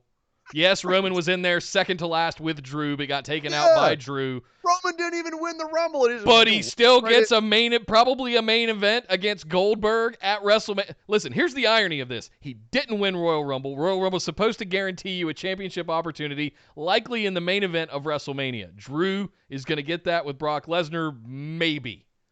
And we're somewhat invested in that because of what went down at Royal Rumble and Drew taking out Brock Lesnar there. However, what if we get Roman Reigns versus Goldberg as the main event and that completely supplants everything that went down at Royal Rumble? We are all going to lose our collective minds. Yes, hashtag WWE logic, for sure. Because, why? Because we're supposed to care now? That Goldberg took out one of the most beloved figures in WWE in a really, really long time, maybe all the way back since Daniel Bryan, Becky Lynch aside. He just gets a match and gets to main event WrestleMania even though he didn't win the Royal Rumble and he's not a champion. I'm sorry. Nope. Don't care. Yeah. Don't fucking care. Yeah. Makes all the sense in the world when you're trying to sell tickets to WrestleMania to people who don't watch this week in and week out.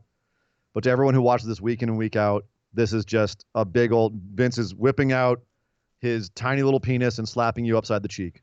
And what's Goldberg going to do for the next 5 weeks? He's not going to be on TV. Not going to be around. So what's Roman going to be doing? Show up once a week. I don't know. Corbin. He's going to face Corbin. Get more dog food thrown on him? Arf, arf, arf, arf, arf. Yeah. Because Vince, nothing is funnier to Vince than dog shit, and that dog food looked like dog shit. This has been established, by the way. This is 100% verified veracity. Nothing is funnier to Vince than dog shit. Nothing. So take that for what it's worth. His booking is dog shit. So that's funny. Anyway. Nick, let's talk about the other big WrestleMania match that was confirmed on SmackDown. As you mentioned earlier, at the end of the whole thing, out came John Cena. He's back. He's so happy to be in Boston, Massachusetts, right near where he was born and raised. Hometown boy, got the crowd all fired up, and then was like, but you know what? I feel like someone who's been here all year long should have a spot at WrestleMania, not me. So I'm not going to be at WrestleMania. I'm going to give it to someone who deserves it, someone who actually has actually done the work. So I'm going to bow out. There's not going to be any John Cena this year because it's the right thing to do. And as he leaves, he goes to salute everybody, and the lights go out. The lights come back on. He's still there. He's still there saluting, and the camera just kind of like moves a little bit to the left. And who's there standing behind him but the Fiend? But the Fiend doesn't go for John Cena. Oh, no.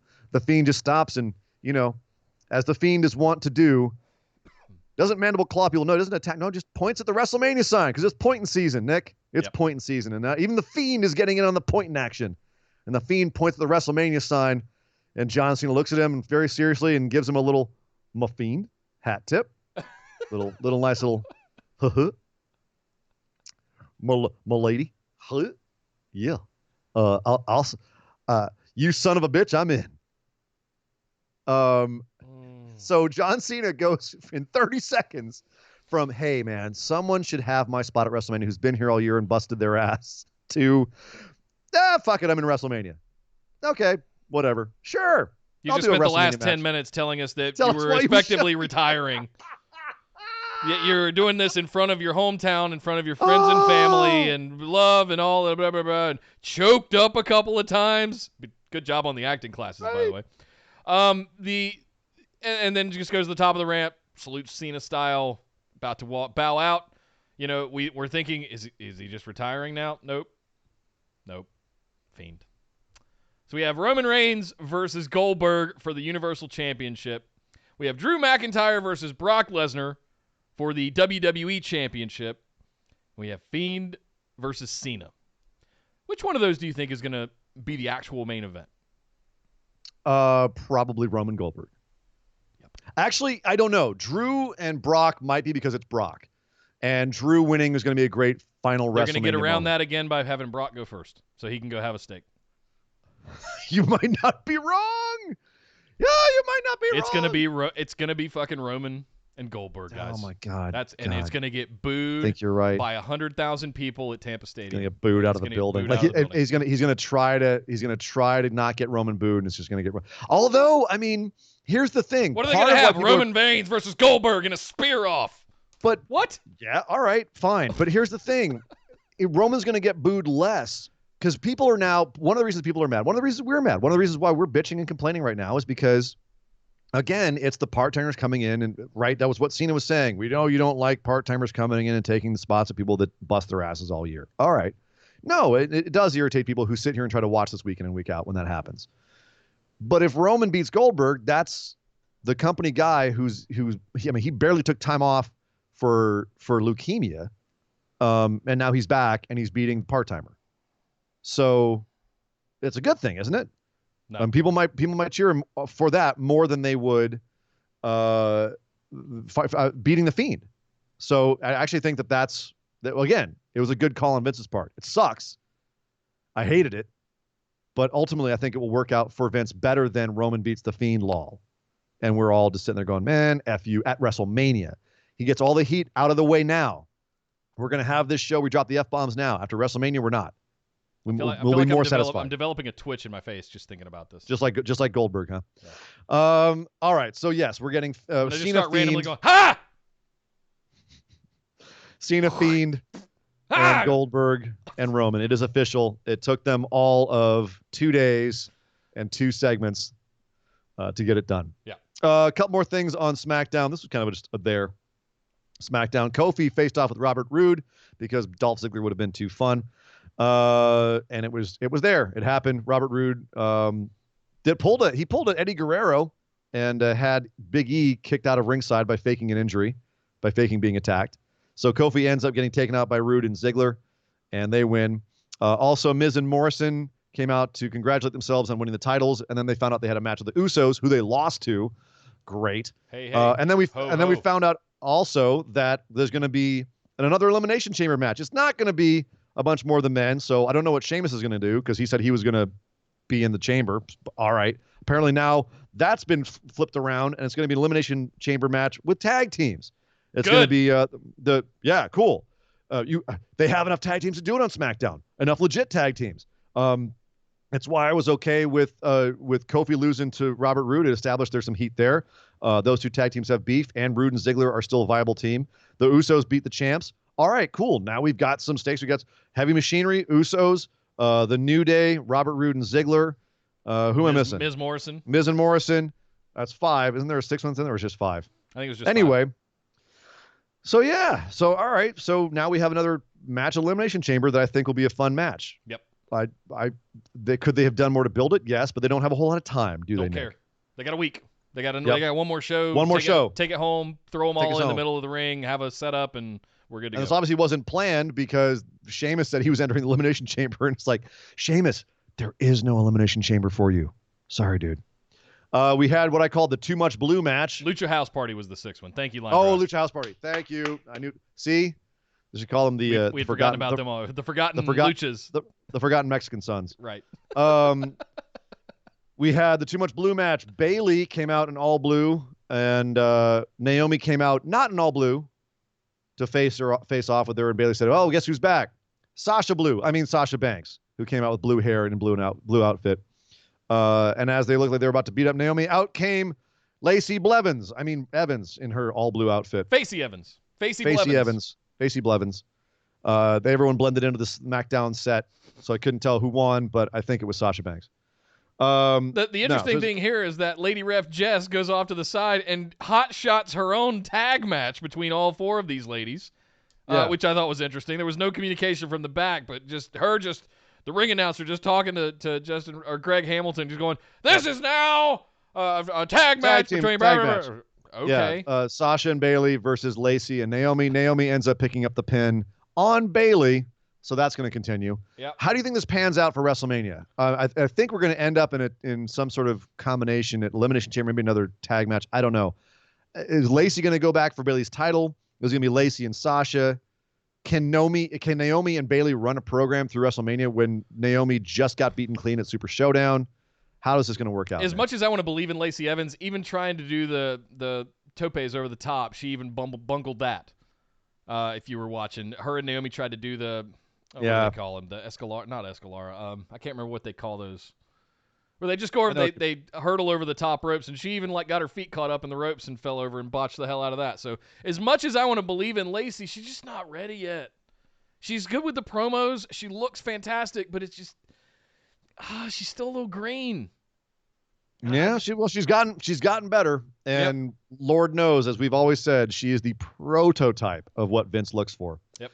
Over in the Intercontinental title scene, I say with a full-on tongue-in-cheek, we had a contract Braun Archer signing. Comes out. Jesus, yeah, he's got that Murder Hawk thing going on, doesn't Lance he? Strowman. Hey, you know what? Get that hair up there going while he's still got it. It's been Corbining for years. Braun Strowman comes out and he says, "I don't care what the contract says, I'm signing it." And I know I'm going to have to fight all three of you anyway. Yeah, so I don't care what's on the contract. So basically, Braun Strowman falls into the old trap of the dumb WWE babyface trope and goes in and signs a contract, which Sami Zayn then says, oh, you don't mind what it says, huh? Does a little skullduggery. Next thing you know is Braun Strowman stuck in a match 3-on-1 against Sami Zayn, Cesaro, and Nakamura at Elimination Chamber. So, Nick, here we are in a situation where Braun Strowman already looks like an idiot for getting suckered into this. If he wins, Sami, Cesaro, and Nakamura look like more of chumps than they already look or have looked recently. He will. And if they win, then Braun looks like an idiot for not seeing this coming. So we now have a situation where at some point, someone here is going to look like a fool. Nobody wins. And possibly nobody wins here. Even if someone wins, nobody wins. Good Lord. Daniel Bryan he destroyed another social outcast. This time it's Curtis Axel. Gulak is still there at ringside, over on commentary, trying to counsel Curtis Axel, but still can't do it. Are we heading towards Gulak and Daniel Bryan? Because that's what I asked last week, and it seems that way. But what is Daniel Bryan doing now? It would be a goddamn technical wrestling masterpiece if you got those two in the ring for a legit 20-minute match. But oh yeah, they're going to give them 20 minutes. Who's going to care about this? Nobody now. They've made Drew Gulak into someone no one cares about. Yep. Why should they care about him versus Daniel Bryan? I don't know. You've got to, if you're going to have that, you have to build up Gulak. Their legacy and their pedigree, and what a masterpiece of a wrestling match it would be. A lot of fun, but that you have to establish Gulak as being a ring general, and instead, last thing we've seen him do is job out to Braun Strowman like a chump. That match in NXT would be lights out. Sure, but I don't know, and I have no idea where they're heading towards Daniel Bryan. The only thing I can think is at some point Sheamus and Daniel Bryan are going to get together again, but we've seen that. It's going to be like Orton and Cena all over again, where we've seen it. What new are you going to bring to the table with that? Don't care. Tucky is counseling Otis in the back, saying something's fishy about the whole Dolph Ziggler and Mandy thing. I don't know what could be fishy. He's good looking. She's gorgeous. You're Otis. Why are you confused? Speaking of Baron Corbin Venom hair, we need to get Otis's head shaved pretty quickly here. What do you mean? That's his look. It's stringy and. I love that it was all messed up because he's all frazzled from weeks of trying to figure out what's going on with Mandy. I loved that. Slick it back or shave it off, dude. Come on.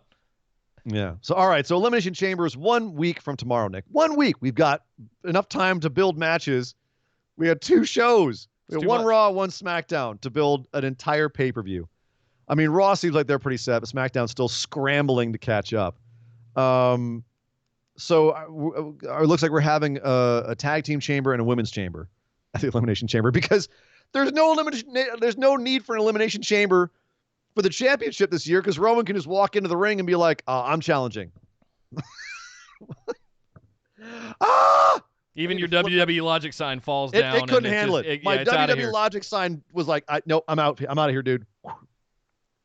Oh, what a SmackDown's mess. Killing me, man. Yep. SmackDown is killing me. It's a disaster. It's killing me lately. They even fucked up the Otis and Mandy thing. So I don't. That's not. I'm not going to call that a loss yet. Have a match for his honor against Dolph Ziggler. I mean, they even messed that whole thing up. The plan, as I understand it, is Otis versus Ziggler at WrestleMania. Mandy special guest referee. That is what I understand is the ultimate plan, and they're going to build towards that after Elimination Chamber. That's what I understand is supposed to happen, which is fine. Cena versus Fiend is better than Elias versus Cena. Roman versus Goldberg is going to have a better outcome than Roman versus Fiend. How we got there is bullshit, but it's going to ultimately work out better. Honestly, Nick, I'm going to let's take a stretch. Let's take a moment here. I'm going to finish off SmackDown here by saying there's a lot of stuff that pissed us off this week. But ultimately, I think WrestleMania will be better than it was going to be because of it. So let's look at the upside. I think WrestleMania is actually going to be better than we're at right now. And well, you're never. What? How are you going to compare it to what it could have been, like what it was? I'm just saying, like to be fair, it was looking pretty bullshit way to get boring. there. It's a bullshit way to get there. Yeah. I think we're in a better position now than we were a week ago for WrestleMania. Yeah. It sucked how we had to get there, but I think we are in a better position. So after all of that bitching and complaining that we just did, Nick, let's end on a high note and say, okay, but it's going to be fine. All things considered. All things considered, it's going to be fine. All right. All right. Well, guys, that's it for SmackDown. We're going to head over and do what we love to do and wrap this up with a moment of positivity. Oh, I need a mop right now. I need a mop so bad. I need a mop. I'm going to do mine real fast because we got to go because there's a show tonight and we got to get this done. It. Yes. It was Orange Cassidy and Allie trading sunglasses for bunny ears. Just for me. Just put a big ass effing smile on my face, grinning ear to ear, and then having say he's going to try and do his little half done. I'm so over the moon about Orange Cassidy. I can't wait to see what they do in an actual match. We've seen him have actual wrestling matches, and he's effing phenomenal at flying around all over the place. Let's see what he does against Pac, or if he just gets his ass whipped. That'll be an interesting tell-all if that actually happens. Very curious what they're doing with that, for sure. My mop of this week, it's got to be Goldberg's face after beating the Fiend. I'm just kidding. Of course I'm kidding. No, it was not him imitating the Pete Dunne and putting the belt in his mouth and then suddenly realizing, oh shit, I'm acting like Matt Riddle's tag team partner. No, my mop was almost Jericho getting busted open hard way. Busted wide open. And just that whole thank you. Busted wide open. Yes, there's a difference. There's busted open, there's busted wide open. There's degrees, as Chris Daniels said. Yes. My mop has to be the Iron Man match. I was grinning ear to ear. Yeah. I grinned a lot during the weigh-in segment, but my God, that Iron Man match was just meat and potatoes. I was sitting there just eating it like a delicious steak with butter on it. It was awesome. Well, one of mine we have not talked about yet, but we're going to talk about it in the other news lightning round. Beep, beep, beep, beep, beep, beep, beep. Okay, I don't know what that was. All right, but yes, other news lightning round. Real quick, ratings news, AEW, the Wednesday Night Wars. AEW, a little bit down about 30,000 people for their go-home show, which was interesting. 865,000 with a 0.3 in the 18 to 49 demo. NXT way down, 80,000 down. They only got a 717,000 with 0.23. So AEW still winning week over week, but not by much. Nick, I'm seeing this segment. Okay, never mind. Now I know. We have to talk NXT UK real quick. There was a I Quit match for the NXT UK Women's Championship between Toni Storm and Kaylee Ray. And my God, Nick, I'm gonna let you talk about this because this is your girl, Toni Storm. And if y'all didn't know, here on this show, give Nick Toni Storm, baby.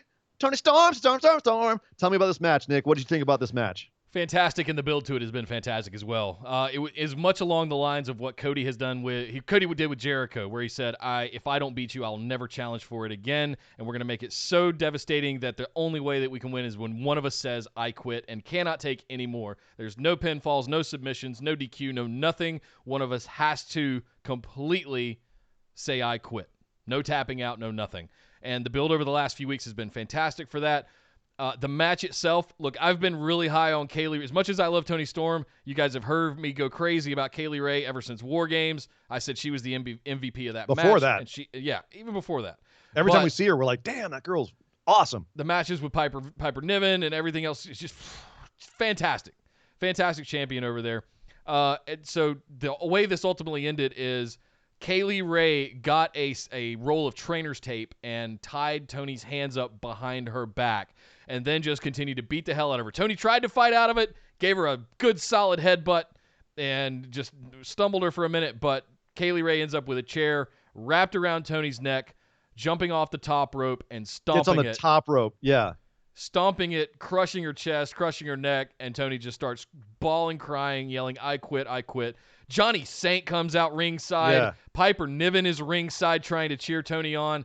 All the feels. I was standing up just doing one of these. Yeah, really I thought emotional. she was going to do it Well again. done. I quit. And then we see a She WWE.com. threatened, she's like, if I do it again, she says, I'm going to do it again and end your career. And Tony goes, no, don't do it again. We see a WWE.com exclusive that wasn't broadcast of Piper Niven actually carrying Tony Storm backstage to see the trainers after this match. And I got to tell you. Tony just breaking down, completely breaking down. Holy smokes, dude. And so now Tony Storm, it's to be determined at this point, but I'm not really sure. She can't challenge Kaylee Ray for the NXT Women's title, UK Women's title, or she can't challenge ever for the Only NXT Kaylee UK. Ray. Okay. Only Kaylee Ray. She can never challenge Kaylee Ray again. I also want to read into this a little bit in my own fandom that this means that Tony might be coming over full time. And of course you do. You've been saying that for years. Oh, God. Please make it happen. Please let it happen. Move It's that not girl like to the US. regular NXT women's division isn't stacked already, Nick. Good Lord. Yeah, it wasn't stacked enough to not bring Charlotte Flair in to just mess everything up. Well, Anyway, ratings. that's neither here nor there. Ratings. Anyway, continue with Lightning Round, great, sir. Great stuff. Go check out NXT UK this week because that match is bonkers. And if you watched 205 Live, you saw something else bonkers. Lio Rush got beaten down by a returning Jack Gallagher, who has now, he's got a buzz cut. He's got a little bit more facial hair, so he's not just like this. He doesn't look like a hipster. The guy who makes your coffee at the coffee shop anymore. No. He looks a little bit more hardcore. He went ahead and took off his jacket. He's got some new ink too. He's got a huge like ship on his chest and some more like sailor's tats on his arms. And they all look like he just drew them on with a Sharpie. But it also like, honestly, once those things fade in, if he fills them out and gets a couple more like to kind of balance everything out, it's a badass look. It's a badass. He looks pretty gnarly. Looking real Jack, baby. Looking real Jack, baby. So, yeah, Jack Gallagher's back, looking Jack and scary, and beat the absolute crap out of Lio Rush. So, interesting. If you didn't know, Jack Gallagher in real life is actually he's a hard dude. He's a bad man. He can shoot fight, and he can destroy you. So, he works stiff. Massively underrated, that guy. So, I really hope that he now gets a push in the Cruiserweight division because he's deserved it. If the umbrella gimmick didn't work for you, try this one. It might work a little better. Yes, Bink Lesnar, I think, is a much better gimmick than Umbrella Coffee Man. Tito Ortiz and Alberto El Patron. I totally screwed that. His name always messes me up. Alberto El Patron. There we go. The match that they just had recently, which Tito just dominated, was changed to a no decision by the Texas Department of Licensing and Regulation. What? So here's the story.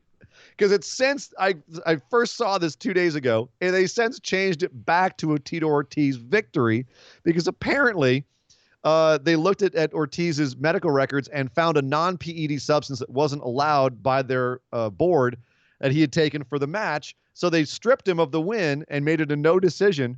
But then they came back later because he got mad, wrote them a letter saying, I've had this thing cleared. It was cleared by my doctor. Why didn't you check with my doctor if we'd had it cleared before stripping me of the title, of the win? Why are we spending time on this? Because it's hilarious. Anyway, so that all kinds of crazy stuff happening over there. Just a mess. All right. David Bixenspan reports that Impact is now getting Nielsen ratings over there on Access TV. Has been since December, although still collating, so we don't know exactly what they're doing yet. The question is, how many people are watching Impact? Is it over 100,000, which is what they were getting before on Pop, or are they down around, I mean, could it be as low? Excuse me, was it Pop TV? They were getting like 16,000. So, yeah, what are they getting good ratings or not, I guess, is the real question here. Over on, let's see. So Access typically gets between 64,000, around 64,000 viewers, which is 92nd. So could Impact be getting a decent viewing amount? Yeah, not likely though. So I'm very curious to see how many people they're actually watching Impact on Access TV. Cody said that the AEW video game is coming, but they want to make it perfect. They don't want to put it out and have it be WWE 2K20. So they're going to try and make sure it's the best that it possibly could be. Kenny Omega is personally overseeing the development to try and make it the best game possible. Ring of Honor update. The Pure and Women's tournaments have been updated. The people participating, those tournaments are, of course, happening in April. The Pure tournament now will be including Doug Williams, Jonathan Gresham, Alex Shelley, Rocky Romero, and Mark Haskins. That's a good lineup so far. Nice. The women's tournament to be the new first women's champion of Ring of Honor, whatever they want to try to retcon it as. Sumi Sakai, Kellyanne, Angelina Love, Nicole Savoy, and Katarina, who you may know as Katie Lee Birchill from WWE. So, off to an interesting start there. Injury updates. Jeff Hardy, Lars Sullivan, Nia Jax, according to their timetables of when they're due back, could be ready at any time. Of course, obviously with Lars Sullivan, the real question is, will he be coming back? How is he going to be packaged? And the question with Nia Jax is, how will she ruin Nick's life going forward? Jeff Hardy seems the most likely to return soon. He's actually scheduled to be on Backstage next week, so that gives you an idea of what their plans are for him. Speaking of Hardys, Stretch, the giraffe who had the soul of George Washington, has passed away. You may have known him from the Broken Universe. Yeah, he passed away a few days ago, and Matt Hardy wrote a really nice eulogy for him online. So rest in peace, George Stretch Washington. Vince likes getting what would you call it? Like mainstream attention, right? Bill Simmons, I think, counts as mainstream attention. Bill Simmons did not like the booking in Saudi Arabia. He went so well. Vince. Besides Vince. Oh, I'm trying to think. Nobody is the correct answer. No, I'll come up with somebody. I don't know. Brother Love, maybe. So he said, Bill Simmons said, Goldberg winning the title at age 53 and blowing up the Fiend's momentum is an all-time dumb WWE angle. They just did almost a year of smart work in 3 minutes. Maybe not the kind of press Vince wants to be getting from a guy as influential as Bill Simmons. Speaking of Goldberg, Gilbert also won his match this week. The only thing was, it was his retirement match against James Ellsworth. Gilbert now retired, but at least he goes out on top, just like the guy whose gimmick he stole. And finally, Southpaw Wrestling, Sasha Banks. Southpaw Wrestling, not South Park Wrestling, although I would play that video game in a heartbeat. Yes. Southpaw Wrestling is coming back for season 3 this summer. Yes. They just threw up a preview on YouTube. I saw it right before we started the show today, Nick. So I'm going to end with that. Keep your eyes open. Southpaw Wrestling, one of the most entertaining things WWE puts out, is coming back in a couple of months. And Nick, that is the news. What a show, guys. Thank you guys for being troopers, hanging in there with us as we broke all of that down. Don't go anywhere, though, if you're on YouTube. Stay tuned. We will be right back with our patron mailbag episode for this week. Everybody is welcome to tune in, but we will only be entertaining questions from our patrons. If you want to get yours in every single week, head over to patreon.com/BWO, and all you need to be in is that $5 tier. Thank you guys very much for being awesome patrons across the board. Bonus episodes, all kinds of stuff. My booking is coming soon. I promise you I had to rework a lot of it based on things that have happened recently, and I'll explain all of that in the show for you patrons when we get there. Yeah, that's true. I see you looking at me like that. What? Some things that I had planned to happen have actually happened in real life, and I can't just put that out there. So I will come back to that and explain all of that in that show when we do it. All right. You can also come over to the Facebook group, join us there, and the rest of the Phenomenal Ones. Like our page and send us a join request to get into the discussion group with the rest of the Phenomenal Ones. And you can find links to all kinds of good stuff there, such as our Discord server, which is also, if you're watching on YouTube, in the link below, in the description below. You can also find it across our social media platforms. Get into the Discord for for Revolution tonight, as well as be ready for any of our live shows throughout the week and anything that's going on heading towards WrestleMania here in about a month. Definitely be in the Discord. It is the place to be. You can also follow us over on Twitter and Instagram, and we stream live right here on youtube.com/bustedwideopen every Tuesday at 8 p.m. Eastern and every Saturday at 3 p.m. Eastern. Make sure you subscribe to the channel. We are really ramping up the rush to get to 1,000 subscribers so that we can start taking advantage of some of those super special whiz bangs that is gated by those magic numbers. So be sure you subscribe. Tell your family, tell your friends. Make sure you subscribe. Tell your wife, tell your kids, tell your grandpa, tell your grandma. They subscribing out here. Anyway, my name is Nick Howell. You can find me on Twitter at Data Center Dude. And I am Sir Ian Dangerous. You can find me on Twitter at Sir Ian Dangerous. But by God! Would somebody stop the damn Super Showdown match? This show is part of the Orbital Jigsaw Network. For more episodes, subscribe to us on iTunes, Google Play, or Stitcher Radio. For details and show notes from each episode, check us out, orbitaljigsaw.com.